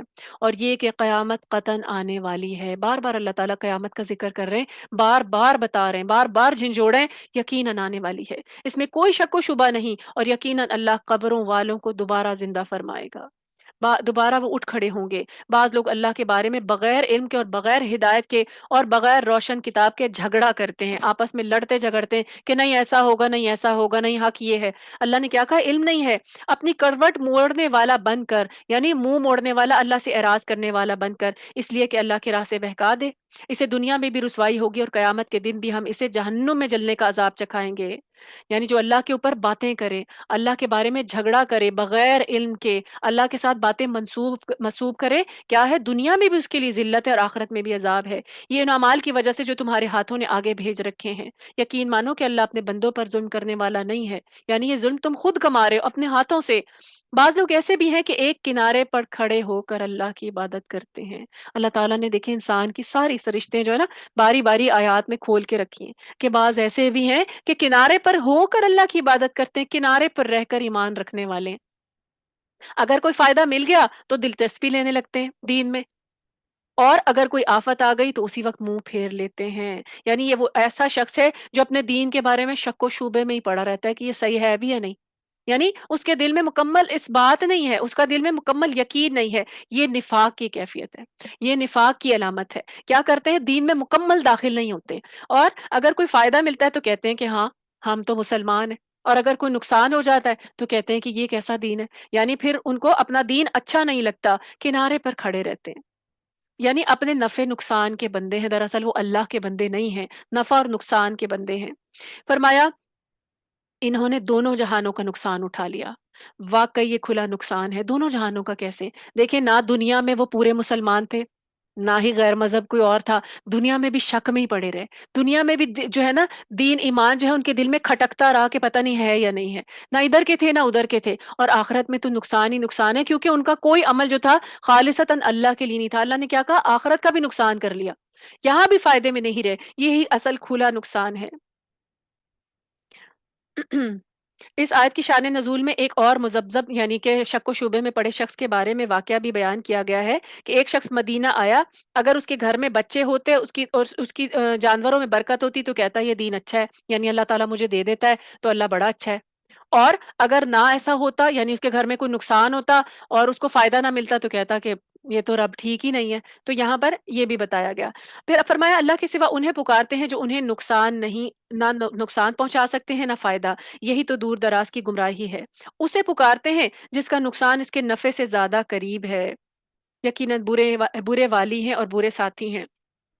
یعنی یہ ان لوگوں کو معبود بناتے ہیں جو کہ خود تباہ ہونے والے ہیں۔ جو لوگ اللہ پر ایمان لائے اور انہوں نے نیک عمل بھی کیے تو اللہ ضرور انہیں ایسے باغوں میں داخل کرے گا جن کے نیچے نہریں بہ رہی ہوں گی۔ یقیناً اللہ جو ارادہ کرے اسے کر کے رہتا ہے، یعنی نیک لوگ جنتوں میں جائیں گے۔ جس کا یہ خیال ہو کہ اللہ اپنے رسول کی مدد دونوں جہانوں میں نہیں کرے گا، وہ ایک اونچائی پر ایک رسی باندھ کر کاٹ لے، اپنے حلق میں پھندا پھنسا لے، پھر دیکھ لے کہ اس کی چالاکیوں سے وہ بات ہٹ جاتی ہے جو اسے تڑپا رہی ہے۔ یعنی اگر کوئی شخص چاہتا ہے کہ اللہ تعالیٰ اپنے بندے کی مدد یعنی نبی صلی اللہ علیہ وسلم کی مدد نہیں کرے گا تو کیا ہے؟ ایسا شخص کیا کرے؟ اپنے آپ کو خود ختم کر لے، کیونکہ اللہ تعالیٰ تو اپنے بندے کی جو ہے نا مدد کرے گا۔ یعنی ایسا شخص گھٹن کا شکار ہی رہتا ہے۔ نبی صلی اللہ علیہ وسلم کا دیکھیں اثر و رسوخ بڑھ رہا تھا، لوگ ان پر ایمان لا رہے تھے، اور ایک انسان یہ سوچے کہ اللہ تعالیٰ اس کی مدد کبھی کرے گا ہی نہیں، تو مدد تو اپنے بندے یعنی نبی صلی اللہ علیہ وسلم کے لیے آنی ہے۔ پھر فرمایا ہم نے اسی طرح اس قرآن کو واضح آیات میں اتارا ہے، جسے اللہ چاہے ہدایت نصیب فرماتا ہے۔ پھر فرمائے ایماندار اور یہودی اور سابئی اور نصرانی اور مجوسی اور مشرکین، ان سب کے درمیان قیامت کے دن خود اللہ فیصلہ کر دے گا۔ اللہ ہر چیز پر گواہ، یعنی یہ سارے کہہ رہے ہیں نا ہم ٹھیک ہیں، اللہ خود فیصلہ کرے گا کہ تم میں سے کون ٹھیک ہو۔ پھر فرمایا کیا تم نہیں دیکھ رہے کہ اللہ کے سامنے سجدے میں ہے کون؟ سب آسمانوں والے اور سب زمینوں والے اور سورج اور چاند اور ستارے اور پہاڑ اور درخت اور جانور اور بہت سے انسان بھی۔ اب دیکھیں اللہ تعالیٰ نے کیا کہا؟ ساری چیزوں کے ساتھ نا کیا کہا؟ بہت سے انسان، سب انسان نہیں کہا۔ انسان جو ہے نا اللہ کی عبادت کی طرف، اس کے سجدے کی طرف کم ہی آتا ہے نا، انسان کا تکبر ہی نہیں اس کو چھوڑتا، جبکہ یہ بے جان مخلوق اللہ کو ہر وقت سجدے کرتی ہے، اس کی تسبیح کرتی ہے۔ تو اللہ نے کیا کہا؟ بہت سے انسان ایسا کرتے ہیں، لیکن دیکھیں اس میں سارے انسانوں کا ذکر نہیں ہے، باقی ساری مخلوقات کا ذکر ہے مکمل کہ وہ کرتی ہیں، اور انسان کا ہے کہ بہت سے انسان بھی۔ ہاں بہت سے وہ بھی ہیں جن پر عذاب کا مقولہ ثابت ہو چکا ہے، یعنی عذاب کی بات ثابت ہو گئی، وہ اپنے رب کی بندگی نہیں کرتے، سجدہ نہیں کرتے، اور اللہ جسے ذلیل کر دے اسے عزت دینے والا کوئی نہیں۔ اللہ جو چاہتا ہے کرتا ہے۔ یہ دونوں اپنے رب کے بارے میں اختلاف کرنے والے ہیں، بس کافروں کے لیے تو آگ کے کپڑے کاٹ کر دیے جائیں گے۔ اور ان کے سروں کے اوپر سے سخت کھولتا ہوا پانی بہایا جائے گا. کتنی سخت جو ہے نا آج آیات ہیں. کیا کہا؟ جو اپنے رب کے بارے میں لڑ جھگڑے رہے ہیں نا، یہ جو کافر بحثیں کر رہے ہیں، ان کا انجام کیا ہوگا؟ ان کا انجام یہ کہ ان کے کپڑے بھی آگ کے ہوں گے. اب آگ کے کپڑے آپ سوچے نا کہ کپڑا کیا ہوتا ہے؟ جسم کے ساتھ چمٹا ہوا ہوتا ہے نا، تو ایسے آگ ان کو چمٹی ہوئی ہوگی. اور ان کے سروں پر سے اتنے گرمی کے بعد سروں پہ سے کھولتا ہوا پانی. ویسے تو پانی آگ کو بجھا دیتا ہے نا، لیکن یہ کھولتا ہوا پانی ان کو جلائے گا ہی، مزید ان کی جلن میں اضافہ کرے گا. فرمایا جس سے ان کے پیٹ کی ساری چیزیں اور کھالیں پگھل جائیں گی. جب اوپر سے پانی ڈالا جائے گا نا، تو وہ ایسے بہتا ہوا پیروں کی طرف سے نکلے گا کہ اندر سے ساری آنتیں جو ہے نا وہ پگھل جائیں گی. ایسا عذاب ہوگا. اور یہ کون بتا رہا ہے؟ اللہ رب العزت بتا رہے ہیں، جن کا ایک ایک لفظ حق ہے، سچ ہے. تو کیا جو اپنے رب کے بارے میں اختلاف کرتے، جو اپنے رب کے آگے سجدے نہیں کرتے، جو اپنے رب سے کے آگے جھکتے نہیں ہیں، تو یہاں پہ ان کے لیے جو کفر کرنے والے ہیں. پھر فرمایا اور ان کی سزا کے لیے لوہے کے ہتھوڑے ہیں. مزید سزا جو ہے نا ابھی ختم نہیں ہوئی. اللہ نے کیا کہا کہ پانی بھی ہے اور اس کے بعد سزا کے لیے لوہے کے ہتھوڑے بھی ہیں. ابھی دیکھیں آج انسان کو ایک لوہے کا ہتھوڑا کوئی سر میں مارے تو کیا ہوتا ہے؟ بھیجا باہر آ جاتا ہے نا. تو کیا ہوگا؟ لوہے کے ہتھوڑوں سے ان کو مارا جائے گا اتنی ساری سزاؤں کے بعد بھی. یہ جب بھی وہاں سے غم سے نکل کر بھاگنے کا ارادہ کریں گے، وہاں لوٹا دیے جائیں گے. یعنی ان کو واپس دھکے دے کے وہاں بھاگ نہیں سکیں گے جہنم سے. داروغہ اتنے سخت ہوں گے اور انہیں کہا جائے گا جلنے کا عذاب چکھو. ایمان والوں اور نیک کام کرنے والوں کو اب دیکھیں اللہ تعالیٰ نے عذاب کا ذکر کرنے کے بعد ساتھ ہی نیک لوگوں کے لیے بشارت بھی دی ہے. کیا کہا؟ کہ ایمان والوں اور نیک کام کرنے والوں کو اللہ ان جنتوں میں لے کے جائے گا جن کے نیچے جن کے درختوں کے نیچے سے نہریں بہ رہی ہیں، جہاں وہ سونے کے کنگن پہنائے جائیں گے. اب ان کی ہاسپٹیلٹی چیک کریں کہ جنہوں نے اپنے رب کو دنیا میں یاد رکھا، اس کے آگے سجدے کیے، اس کی عبادت کی، ان کو سونے کے کنگن پہنائے جائیں گے اور سچے موتی بھی. اور وہاں ان کا خاص لباس ریشم ہوگا. دیکھیں جہنمیوں کا لباس آگ کا تھا اور جنتیوں کے لباس ریشم کا ہوگا، نرم و ملائم. ان کو پاکیزہ بات کی طرف رہنمائی کر دی گئی تھی اور قابل صد تعریف راہ کی راہ ہدایت کر دی گئی تھی. پاکیزہ بات یعنی کلمہ لا الہ الا اللہ کی. یہ اسی پر جمے رہے، اپنے رب کے ساتھ شرک نہیں کیا، اپنے رب کو الہ واحد مان کر اس کی ہر بات مانتے رہے، سمینا و اطانا کرتے رہے، اسلمت لرب العالمین کرتے رہے. اپنی رب کی رضا کے آگے اپنے آپ کو ڈال دیا. اپنے رب سے جو ہے نا انہوں نے تجارت کر لی، اپنی دنیا میں اپنی جانوں کو بیچ دیا. تو اللہ تعالیٰ پھر یہ قدردانی کریں گے کہ ریشم کے لباس پہنائیں گے، سونے کے کنگن پہنائیں گے، موتی بھی. ابھی سونے کے عوض آپ کو، یعنی وہاں آپ کو سونے کے ریٹ کی فکر نہیں رکھنی پڑے گی، ریٹ بڑھ گیا. وہاں آپ کو فری ملے گی یہ جیولری، وہاں آپ کو سونے کا کنگن، موتی سب کچھ ملے گا، فری ملے گا جتنا چاہیں گے. جن لوگوں نے کفر کیا اور اللہ کے راستے سے روکنے لگے، اور اس حرمت والی مسجد سے بھی جسے ہم نے تمام لوگوں کے لیے برابر کر دیا ہے، وہیں کے رہنے والے ہوں یا باہر کے ہوں. یعنی ایسے لوگ جنہوں نے ظلم کیا، اللہ کے راستے سے بھی روکا اور مسجد حرام سے بھی روکا، یہ ظالم ہے. جو بھی ظلم کے ساتھ وہاں الحاد کا ارادہ کرے گا اسے ہم دردناک عذاب چکھائیں گے. اور جب کہ ہم نے ابراہیم کو کعبے کی جگہ مقرر کر دی تھی، یعنی اللہ تعالیٰ نے ان کو بتایا تھا کہ یہ جگہ نشاندہی فرشتوں نے کی تھی، اور اس جگہ پہ کیونکہ اس وقت وہاں پر صرف بنیادوں میں ہلکی سی یہ نشانی تھی، تو کیا کہا اللہ نے ان کو بتایا کہ یہاں پر بنانا ہے بیت اللہ، اللہ کا گھر، اس شرط پر کہ میرے ساتھ کسی کو شریک نہ کرنا. یعنی شرک نہیں کیا جائے گا، اللہ کے گھر میں کسی کو شریک نہیں کیا جائے گا. اور میرے گھر کو طواف، قیام، رکوع اور سجدہ کرنے والوں کے لیے پاک صاف رکھنا. صفائی کی بات کی جا رہی ہے. ایک تو یہ کہ یہاں پہ یہ تمام کام ہوتے ہیں، طواف، قیام، رکوع، سجدہ، تو ایک ہے حرم میں یہی کام ہوتے ہیں. اس کے علاوہ اسے صاف رکھنا، یعنی اللہ کے گھروں کو صاف رکھنا، پاک رکھنا، آباد رکھنا، یہ انبیاؤں کی سنت ہے. تو آج اگر اللہ کے گھروں میں جا کر کیا کریں؟ اگر ہم جاتے ہیں نا وہاں، تو صفائی کا خاص اہتمام رکھیں. یعنی خود بھی کوئی ایسی چیزیں وہاں پر نہ پھینکیں، اور دوسرے اگر کوئی گرا دے تو اس کو اٹھا لیں وہاں سے. کیوں؟ کیا کر رہے ہیں آپ؟ انبیاء کی سنت کو فالو کر رہے ہیں. اور لوگوں میں حج کی منادی کرا دیجئے، لوگ تمہارے پاس پا پیادہ آئیں، یعنی پیدل بھی آئیں، اور دبلے پتلے اونٹوں پر بھی آئیں. یعنی حضرت ابراہیم کو کہا تھا کہ آپ اعلان کر دیں کہ ہر سال حج کے لیے آیا جائے اللہ کے حکم سے، اور لوگ آئیں پیدل بھی، اونٹوں پر بھی، اور دور دراز کی تمام راہوں سے آئیں گے. جب انہوں نے منادی کرا دی نا، جب منادی کی تھی نا، تو وہاں کوئی بھی نہیں تھا، کیونکہ اللہ تعالیٰ نے کہا تھا آپ پکارو کہ اب لوگ آئیں حج کے لیے. تو آپ دیکھیں ایک صحرا میں باپ بیٹے تھے، وہاں تعمیر کر لیا، اور انہوں نے صرف پکارا اللہ کے حکم سے، اور وہ منادی ایسی تھی کہ پھر آج تک لوگ لبیک کہتے ہوئے وہاں جاتے.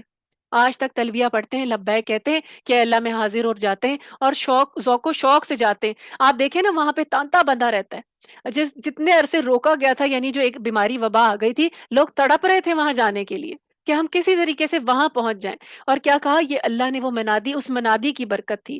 فرمایا اپنے فائدے حاصل کرنے کے لیے آ جائیں اور ان مقررہ دنوں میں اللہ کا نام یاد کریں، ان چوپایوں یعنی جانوروں پر جو اللہ نے انہیں دے رکھے ہیں۔ بس تم آپ بھی کھاؤ اور بھوکے فقیر کو بھی کھلاؤ۔ پھر وہ اپنا میل کچیل دور کریں اور اپنی نظریں پوری کریں اور اللہ کے قدیم گھر کا طواف کریں، یعنی مکمل حج کے بارے میں بتایا گیا ہے کہ کیا کریں، ان مقررہ دنوں میں آ کر جو اللہ نے حج کے رکھے ہیں اللہ کو یاد کریں اور جانور لائیں، کس لیے؟ قربانی کے لیے جو اللہ نے انہیں دے رکھے ہیں۔ اور پھر اس کے بعد خود بھی کھاؤ اور بھوکے فقیر کو بھی کھلاؤ، یعنی وہاں پہ اللہ کے نام کے لیے کیا کرو، صدقہ بھی کرو، بھوکے فقیر کو بھی کھلاؤ، چیریٹی بھی کرو، اور پھر اپنا میل کچیل دور کر لیں، یعنی احرام کی حالت میں تو اجازت نہیں تھی نا، یہ بھی اللہ کے حکم سے تھا کہ کیا کرنا ہے، پابندیاں تھیں۔ پھر اس کے بعد اپنا میل کچیل دور کریں، اپنی نظریں پوری کریں اور اللہ کے گھر کا طواف کریں۔ یہ ہمارا حکم ہے، جو کوئی اللہ کی حرمتوں کی تعظیم کرے اور اس کے رب کے پاس بہتری ہے، یعنی جو اللہ کی حرمتوں کی، جو اللہ نے حرمتوں سے مراد یہ مناسک حج ہیں جو اللہ نے لازم کر دی ہیں، تو جو کیا کرے، اس کی تعظیم کرے، یعنی ان کو ایز اٹ از فالو کرے، اپنی مرضی نہ کرے۔ دیکھیں مناسک حج اللہ نے بتا دیے ہیں، اب اس میں کوئی اپنی مرضی نہیں کر سکتا کہ میں پہلے صحیح کر لوں پھر طواف کروں، یا پہلے میں نفل پڑھ لوں اس کے بعد طواف کروں۔ اللہ تعالیٰ نے جیسے جیسے بتائے ہیں نا، ویسے ویسے مناسک جو ہے نا وہ کرنے ہیں۔ تو اللہ نے کیا کہا، جو تعظیم کرے گا اس کے لیے اس کے رب کے پاس بہتری ہے، اور تمہارے لیے چوپائے یعنی جانور حلال کر دیے گئے ہیں، سوائے ان کے جو تمہارے سامنے بیان کیے گئے۔ بس تمہیں بتوں کی گندگی سے بچتے رہنا چاہیے، یعنی بت جو ہے ان کی گندگی شرک ہے، اور شرک ایک نجاست ہے، ایک باطنی نجاست ہے، اور جھوٹی بات سے بھی پرہیز کرنا چاہیے، یعنی جھوٹی بات، جھوٹ بھی ہے اور جھوٹی قسمیں بھی ہیں، ان سے بھی پرہیز کریں، اللہ کی توحید کو مانتے ہوئے اس کے ساتھ کسی کو شریک نہ کرتے ہوئے، اور سنو اللہ کے ساتھ شریک کرنے والا گویا آسمان سے گر پڑا۔ اب یا تو اسے پرندے اچک لے جائیں گے یا ہوا کسی دور دراز جگہ پر پھینک دے گی، یعنی کیا ہے، اللہ کو نہ ماننے والا، اللہ کے ساتھ شریک کرنے والا کیا کہا، آسمان سے گر پڑا۔ اب اس کے لیے کوئی چیز جو تھی کوئی ٹھکانہ نہیں تھا، یعنی جو آسمان سے گرے اس کے لیے کیا ہے، تباہی مقرر ہے نا، کہ تباہی اس کا مقدر ہے، اس کا تو کچھ بھی نہیں بچے گا۔ فرمایا یہ سن لیا، اور اب سنو، اللہ کی نشانیوں کی جو عزت اور حرمت کرے گا تو فی الحقیقت یہ دلوں کی پرہیزگاری میں سے ہے، یعنی شاعر اللہ، شاعر کہتے ہیں نشانی کو، یعنی وہ نشانی جس کو دیکھ کر اللہ یاد آ جائے، تو جو ان کی حرمت کی، جو ان کی تعظیم کرے گا، عزت کرے گا، تو کیا ہے، یہ دلوں کی پرہیزگاری میں سے ہے، یعنی مناسک حج اور شاعر اللہ ان کی تعظیم ہے۔ ان چوپایوں میں تمہارے لیے ایک مقرر وقت تک کا فائدہ ہے، پھر ان کے حلال ہونے کی جگہ خانہ کعبہ ہے، یعنی ان کو لا کر وہاں پہ حلال کیا جائے گا، جن کو حج کے لیے ساتھ لے کر آئے ہو، یعنی پہلے لائے ہو تو اگر ان بکریوں سے دودھ دویا ہے تو ان کو استعمال کر سکتے ہو، پھر اس کے بعد ان کو اللہ کے لیے قربان کر دو۔ ہر امت کے لیے ہم نے قربانی کے طریقے مقرر کر دیے ہیں تاکہ وہ ان چوپائے یعنی جانوروں پر اللہ کا نام لے جو انہیں اللہ نے دے رکھے ہیں۔ سمجھ لو کہ تم سب کا معبود برحق صرف ایک ہی ہے، تم سب اسی کے تابع فرمان ہو جاؤ، عاجزی کرنے والوں کو خوشخبری سنا دیجیے۔ کیا کہا، ہر چیز میں عبادت کرنے میں بھی اللہ کی اطاعت کرو، جیسے اللہ نے بتایا ہے ویسے ہی عبادت کرو، اور جو چوپائے اس نے دیے ہیں تمہیں کیا کرو، ان پر اللہ کا نام لے کر ان کو استعمال کرو، کھاؤ انہیں۔ جب اللہ کا ذکر انہیں جب کہ اللہ کا ذکر کیا جائے ان کے دل تھرا جاتے ہیں، یعنی عاجزی کرنے والوں کی بات کی جا رہی ہے، اسی بیان کو آگے کنٹینیو کیا جا رہا ہے جو پیچھے آیت میں تھا۔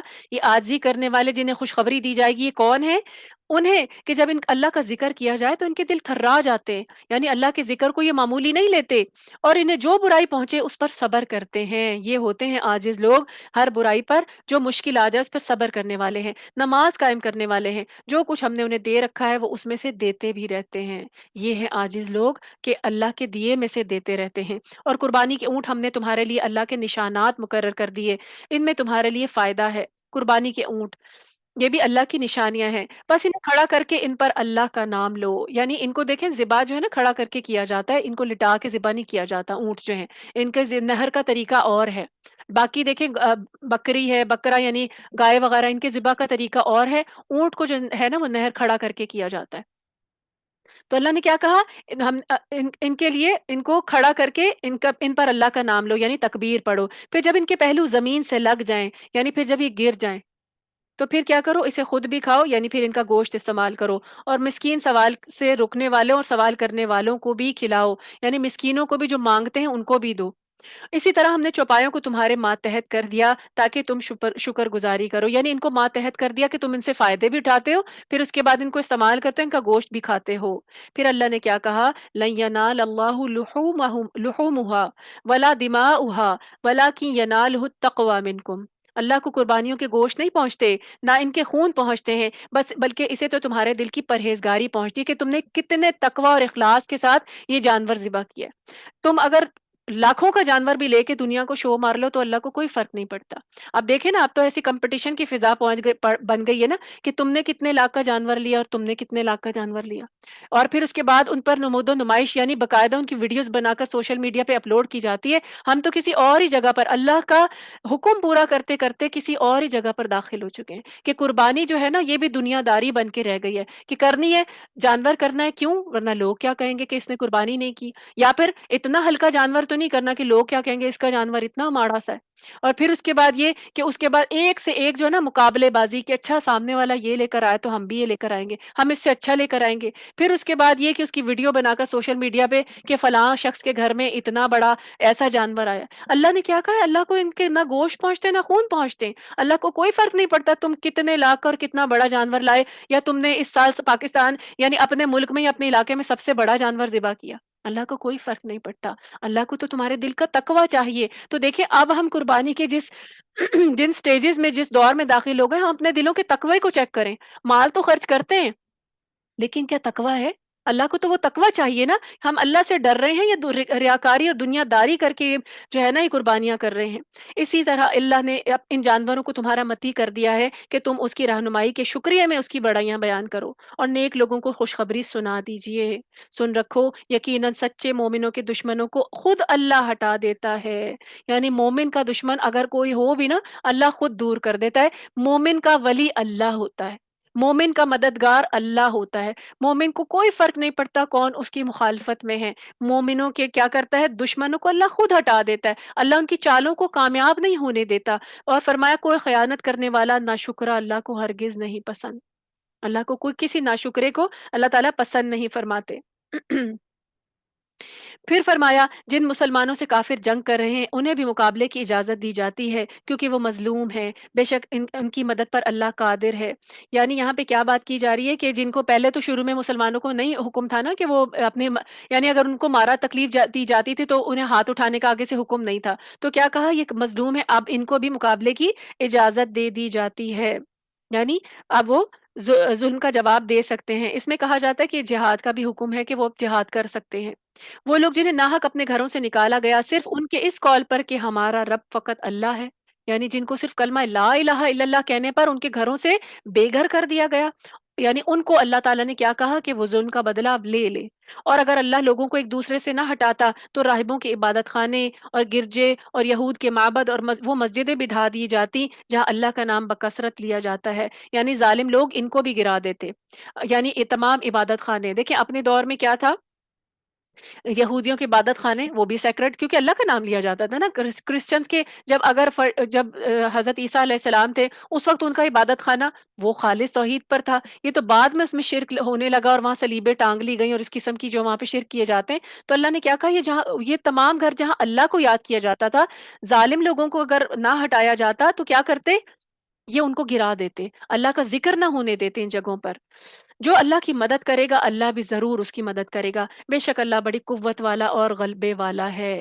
یہ وہ لوگ ہیں کہ اگر زمین میں ہم ان کے پاؤں جما دیں تو یہ پوری پابندی سے نماز قائم کریں۔ کون لوگ؟ اللہ کے بندے، اللہ کے نیک بندے کیا کریں، پوری پابندی سے نماز ادا کریں اور زکوٰۃ دیں اور اچھے کاموں کا حکم کریں اور برے کاموں سے منع کریں، تمام کاموں کا انجام اللہ کے اختیار میں ہے۔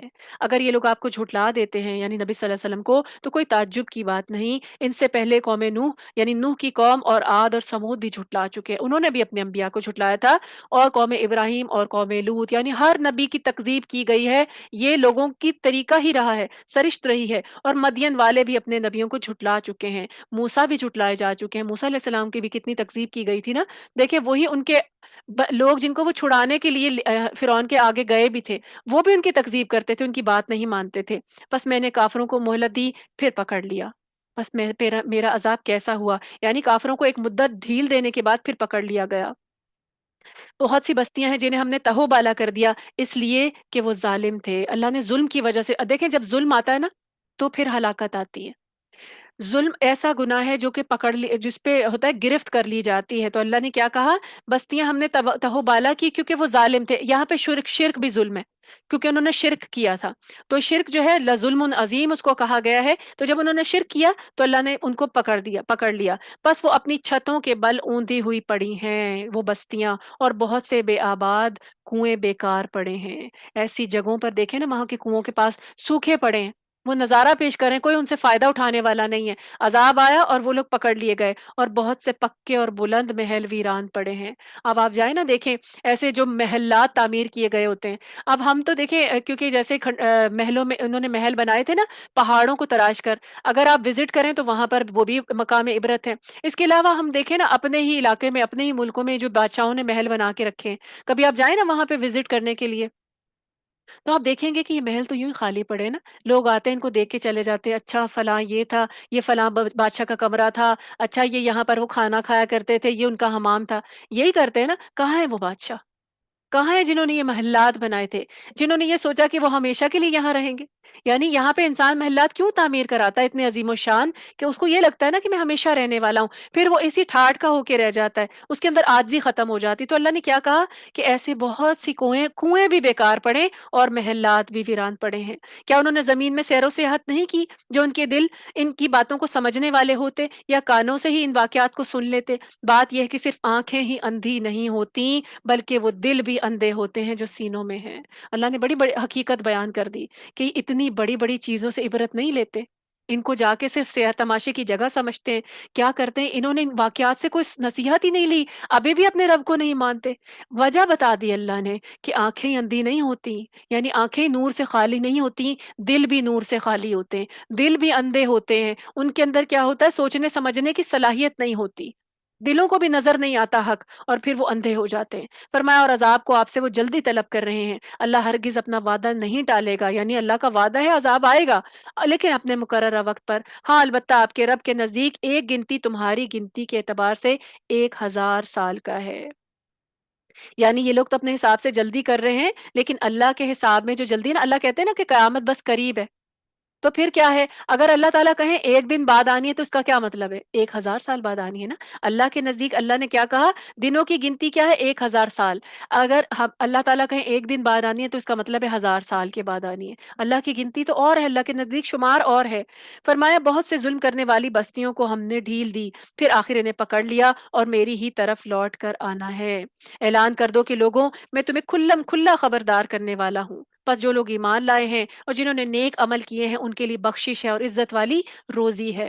اور جو لوگ ہماری نشانیوں کو پست کرنے کے در پہ رہتے ہیں وہی دوزخی ہیں. یعنی یہ وہ لوگ ہیں نشانیوں کو پست کرنے والے, یعنی کیا کرتے ہیں جو سمجھتے ہیں کہ اللہ تعالیٰ کے دین کو نیچا کر دیں گے, یعنی اس کو نگیٹ کریں گے, اس کی تکذیب کریں گے, اس کے خلاف پروپاگنڈا کریں گے. تو اللہ نے کیا کہا, جو ایسی کوششوں میں لگے ہیں وہ دوزخ میں جائیں گے. ہم نے آپ صلی اللہ علیہ وسلم سے پہلے جس رسول اور نبی کو بھی بھیجا اس کے ساتھ یہ ہوا کہ جب وہ اپنے دل میں کوئی آرزو کرنے لگا شیطان نے اس کی آرزو میں کچھ ملا دیا. بس شیطان کی ملاوٹ اللہ دور کر دیتا ہے, پھر اپنی باتیں پکی کر دیتا ہے. اللہ دانا اور حکمت والا ہے.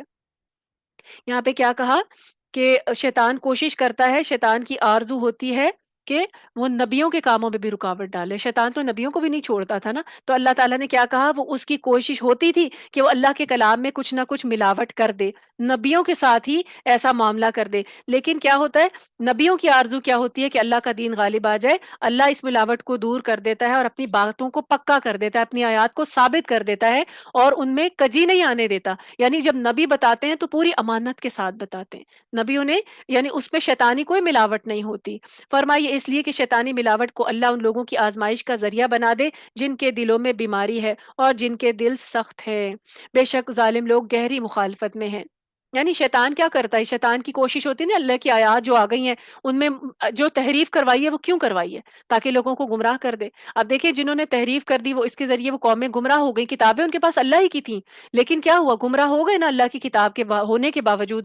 یہ کام شیطان کا تھا کہ اس نے ان سے کتمان حق بھی کروایا اور اس میں تحریف بھی کروائی۔ فرمایا یہ اس لیے بھی کہ جنہیں علم عطا فرمایا گیا وہ یقین کر لیں کہ یہ آپ کے رب کی طرف سے ہی سراسر حق ہے، پھر وہ اس پر ایمان لائیں اور ان کے دل اس کی طرف جھک جائیں۔ یقیناً اللہ ایمان والوں کو سیدھے راستے کی طرف راہبری کرنے والا ہے۔ یعنی ایمان والے کیا کرتے ہیں؟ اللہ کی آیت پر مکمل جو ہے یقین رکھتے ہیں کہ ہمارے رب کی طرف سے، یعنی وہ متشابہات میں بھی نہیں پڑتے اور کسی جو ہے نا شک شبے میں نہیں پڑتے اللہ کی آیات کے بارے میں۔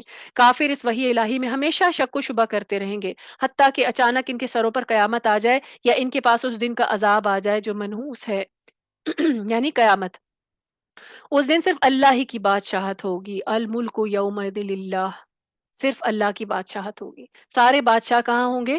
اللہ کے آگے عاجز بن کے کھڑے ہوں گے، وہی ان میں فیصلے فرمائے گا۔ ایمان اور نیک عمل والے تو نعمتوں سے بھرے باغوں میں یعنی جنتوں میں ہوں گے، اور جن لوگوں نے کفر کیا اور ہماری آیات کو جھٹلایا ان کے لیے ذلیل کر دینے والا عذاب ہے۔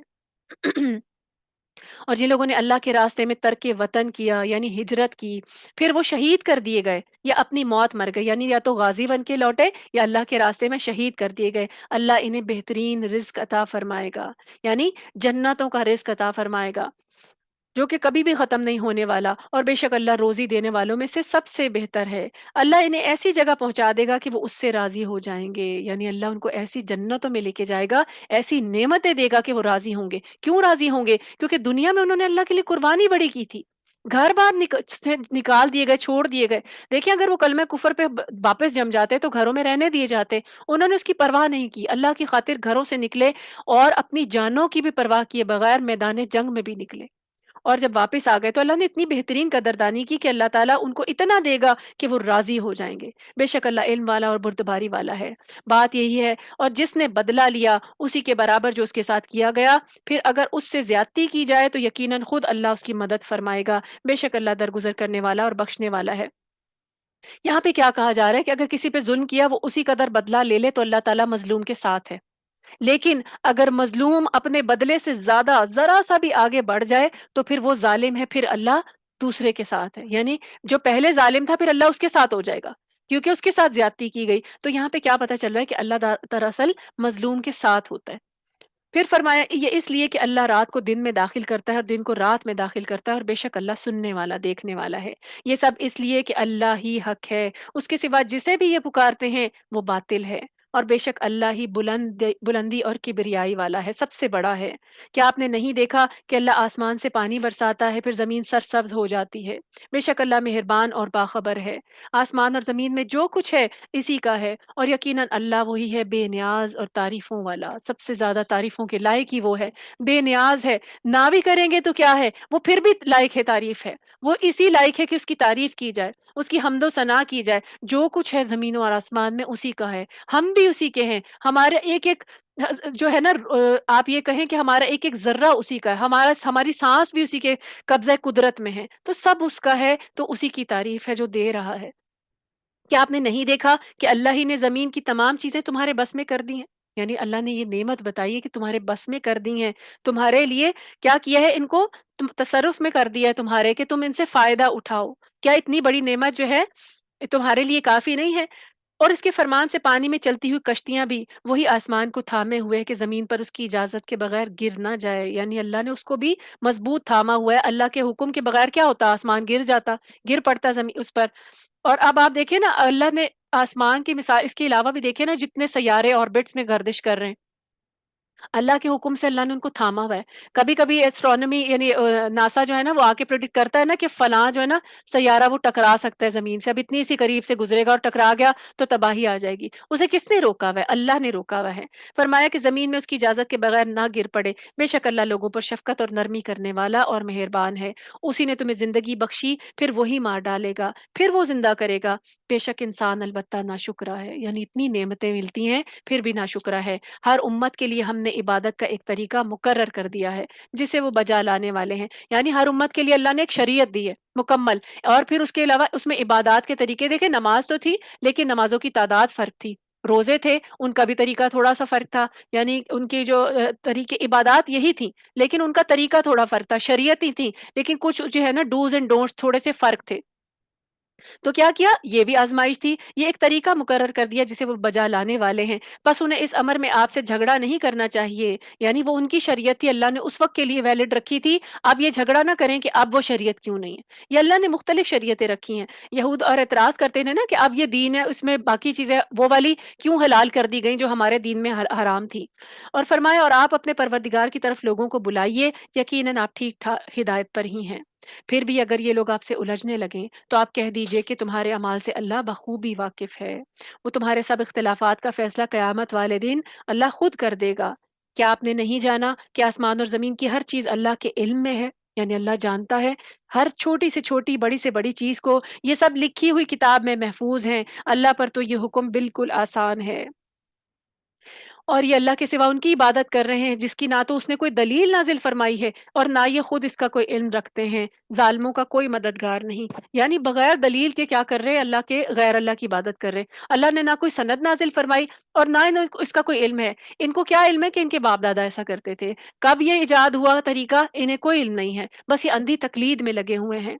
فرمایا یہ نہ یہ خود اس کا علم رکھتے ہیں اور ظالموں کا کوئی مددگار نہیں، یعنی مشرکوں کا۔ جب ان کے سامنے ہماری کلام کی کھلی ہوئی آیتوں کی تلاوت کی جاتی ہے تو آپ کافروں کے چہروں پر ناخوشی کے آثار صاف پہچان لیتے ہیں۔ کافر نبی صلی اللہ علیہ وسلم کی مجلس میں آتے تھے نا، جب آیات نازل ہو رہی ہوتی تھی تو کیا ہوتا تھا؟ ان کے چہرے متغیر ہو جاتے تھے اور ان کے سینوں میں گھٹن جو ہے نا وہ پیدا ہو جاتی تھی۔ تو دیکھیں کافر جو ہے نا وہ کبھی بھی اللہ کے کلام سے خوش تو نہیں ہوتے نا، تو کیا ہوتا تھا اس وقت بھی مجلسوں میں ایسا ہوتا تھا جب اللہ کا کلام تلاوت کیا جاتا تو کیا تھا کہ آپ آثار سے صاف پہچان لیتے کہ انہیں اچھا لگ رہا ہے یا برا لگ رہا ہے۔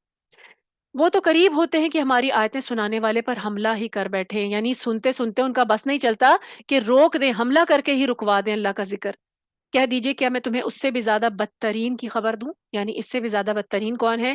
وہ آگ ہے جس کا وعدہ اللہ نے کافروں سے کر رکھا ہے اور وہ بہت ہی بری جگہ ہے۔ یعنی یہ جو تمہارا منہ بنانا اور اللہ کی آیات سن کر اور اس طرح کی یعنی اعراض کرنا، یہ بدترین نہیں ہے، وہ آگ اس سے بھی زیادہ بدترین ہے جو تمہیں اس کام کے بدلے میں ملے گی کہ تم اللہ کی آیات پر ناگواری دکھاتے ہو۔ فرمایا لوگوں ایک مثال بیان کی جا رہی ہے، ذرا کان لگا کر سن لو۔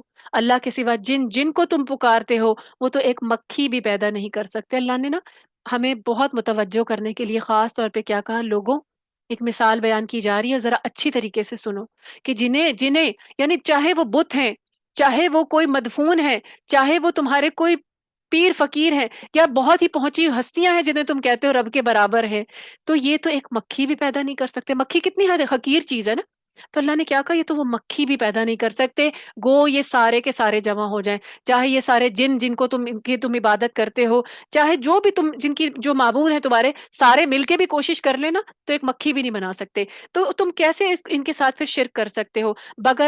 بلکہ مزید کیا کہا؟ بلکہ اگر مکھی ان سے کوئی چیز لے بھاگے، مکھی دیکھیں کتنی بڑی چیز لے جاتی ہے، انسان کے ہاتھ میں کوئی کھانے پینے کی چیز ہو، مکھی اس پہ بیٹھتی ہے تو اس میں سے کتنا حصہ اٹھا کے لے جاتی ہے، ذرا سا، جو ہمیں نظر بھی نہیں آتا، یعنی وہ آتی ہے اپنا حصہ لے کے ذرا سا چلی جاتی ہے، تو اللہ نے کیا کہا؟ مکھی ان سے کوئی چیز لے بھاگے تو یہ تو اسے بھی نہیں چھین سکتے۔ کتنی بڑی مثال ہے، کتنی بڑی دلیل ہے کہ یہ مکھی اتنا سا جو حصہ لے جاتی ہے تو جا کے اسے بھی قابو نہیں کر سکتے، اس سے وہ بھی واپس نہیں چھین سکتے۔ پھر کیا کہا؟ بڑا بودا ہے طلب کرنے والا اور بڑا بودا ہے وہ جس سے طلب کیا جا رہا ہے، یعنی بہت کمزور ہے وہ جو طلب کر رہا ہے شرک میں آ کر، اور بہت کمزور ہے وہ جس سے طلب کیا جا رہا ہے، یعنی وہ جس کے ساتھ شرک کیا جا رہا ہے۔ تو یہ تو سارے سہارے کمزور ہیں۔ اللہ نے کیا کہا؟ یہ انتہائی اتنی دلیل کے ساتھ اللہ تعالیٰ نے جو ہے نا شرک کی دلیل دے دی کہ کیا ہے یہ ساری چیزیں کمزور ہیں۔ اللہ تعالیٰ نے انہوں نے اللہ کے مرتبے کے مطابق اس کی قدر تو پہچانی ہی نہیں، یعنی کیا کر رہے ہیں؟ اوروں کے ساتھ شرک کر کے اللہ کی ناقدری کر رہے ہیں، انہوں نے تو پہچانی ہی نہیں وہ رب جس نے ان کو ایک ایک چیز عطا فرمائی، ان کو پیدا کیا، ان کو ان کی سانسیں چل رہی ہیں اسی کے حکم سے، یہ کھانا کھا رہے ہیں، یہ فائدے اٹھا رہے ہیں دنیا کے، ان کے لیے دن رات ہوتا ہے، تو انہوں نے اپنے رب کی قدر ہی نہیں پہچانی، اس کے ساتھ شرک کر رہے ہیں۔ اللہ ہی بڑا زور زور والا اور قوت والا اور زبردست اور غالب ہے۔ فرمایا فرشتوں میں سے اور انسانوں میں سے رسولوں کو اللہ ہی چن لیتا ہے۔ اللہ تعالیٰ چاہتا ہے نا تو فرشتوں میں بھی اللہ تعالیٰ نے رینکس رکھے ہیں، اللہ نے ان کو بھی چنا، کسی کو فضیلت دی اور کسی سے کوئی کام لیا۔ اللہ اپنی مرضی سے چنتا ہے، انسانوں میں سے بھی اللہ تعالیٰ رسولوں کو چنتا ہے کہ اللہ نے کس سے کون سا کام لینا ہے۔ اس کے علاوہ عام انسانوں میں بھی جو ہے نا اللہ تعالیٰ چنتے ہیں کہ کس سے میں نے کون سا اپنا دین کی خدمت لینی ہے، کون سا کام لینا ہے۔ یہ ساری جو ہے چننے کا کام اللہ ہی کا ہے، وہی چنتا ہے۔ بے شک اللہ سننے والا اور دیکھنے والا ہے، وہ بخوبی جانتا ہے جو کچھ ان کے آگے ہے اور جو کچھ ان کے پیچھے ہے۔ اللہ ہی کی طرف سب کام لوٹائے جاتے ہیں، یعنی تمام کام جو انسان کر لیتا ہے نا اس کا انجام، اس کی جو خبر ہے وہ اللہ کو دی جاتی ہے کہ یہ کام ہوا ہے۔ اے ایمان والوں، اب ایمان والوں کے ساتھ کیا خطاب کیا جا رہا ہے؟ رکو سجدہ کرتے رہو، ارکعو، اور اپنے پروردگار کی عبادت میں لگے رہو اور نیک کام کرتے رہو تاکہ تم کامیاب ہو جاؤ۔ کامیابی کی ہمیں کی بتائی گئی کہ کیا کرنا ہے؟ ایمان کے ساتھ ساتھ رکو اور سجدہ کرنا ہے، نمازیں پڑھنی ہے، اپنے رب کی عبادت کرنی ہے، کیونکہ ہم اسی مقصد کے لیے بھیجے گئے ہیں، اور نیک کام کرتے رہو تاکہ تم کامیاب ہو جاؤ، اور اللہ کے راستے میں ویسا ہی جہاد کرو جیسا جہاد کا حق ہے۔ جہاد سے کیا مراد ہے؟ جہاد اکبر تو یہ ہے کہ مال کے جانوں کے ساتھ بھی جہاد کیا جائے جب اس کی ضرورت پیش آئے، اور اس کے علاوہ اس سے مراد جد و جہد ہے۔ اللہ کے دین کے لیے کوشش کرتے رہو، اللہ کے راستے میں جد و جہد کرتے رہو، چاہے مال کے ساتھ کرو، چاہے جان کے ساتھ کرو، چاہے اپنی کسی صلاحیت کے ساتھ کرو، اپنے وقت کے ساتھ کرو، اللہ کے راستے میں کوشش کرتے رہو۔ پھر فرمایا اسی نے تمہیں برگزیدہ بنایا اور تم پر دین میں کوئی تنگی نہیں ڈالی ہے، یعنی اللہ نے کیا کیا؟ اللہ نے کوئی ایسا حکم نہیں دیا جو انسان پورا نہیں کر سکتا تھا، اللہ نے ایسی انسان پر کوئی مشقت نہیں ڈالی جو اس سے اٹھائی نہ جاتی۔ دیکھیں اللہ تعالیٰ نے ہمیں روزے بھی رکھنے کا حکم دیا، فرض بھی کر دیے، اور ساتھ ساتھ ایگزیمپشن بھی دے دی کہ اگر کوئی بیمار اور مسافر ہو تو کیا کرے؟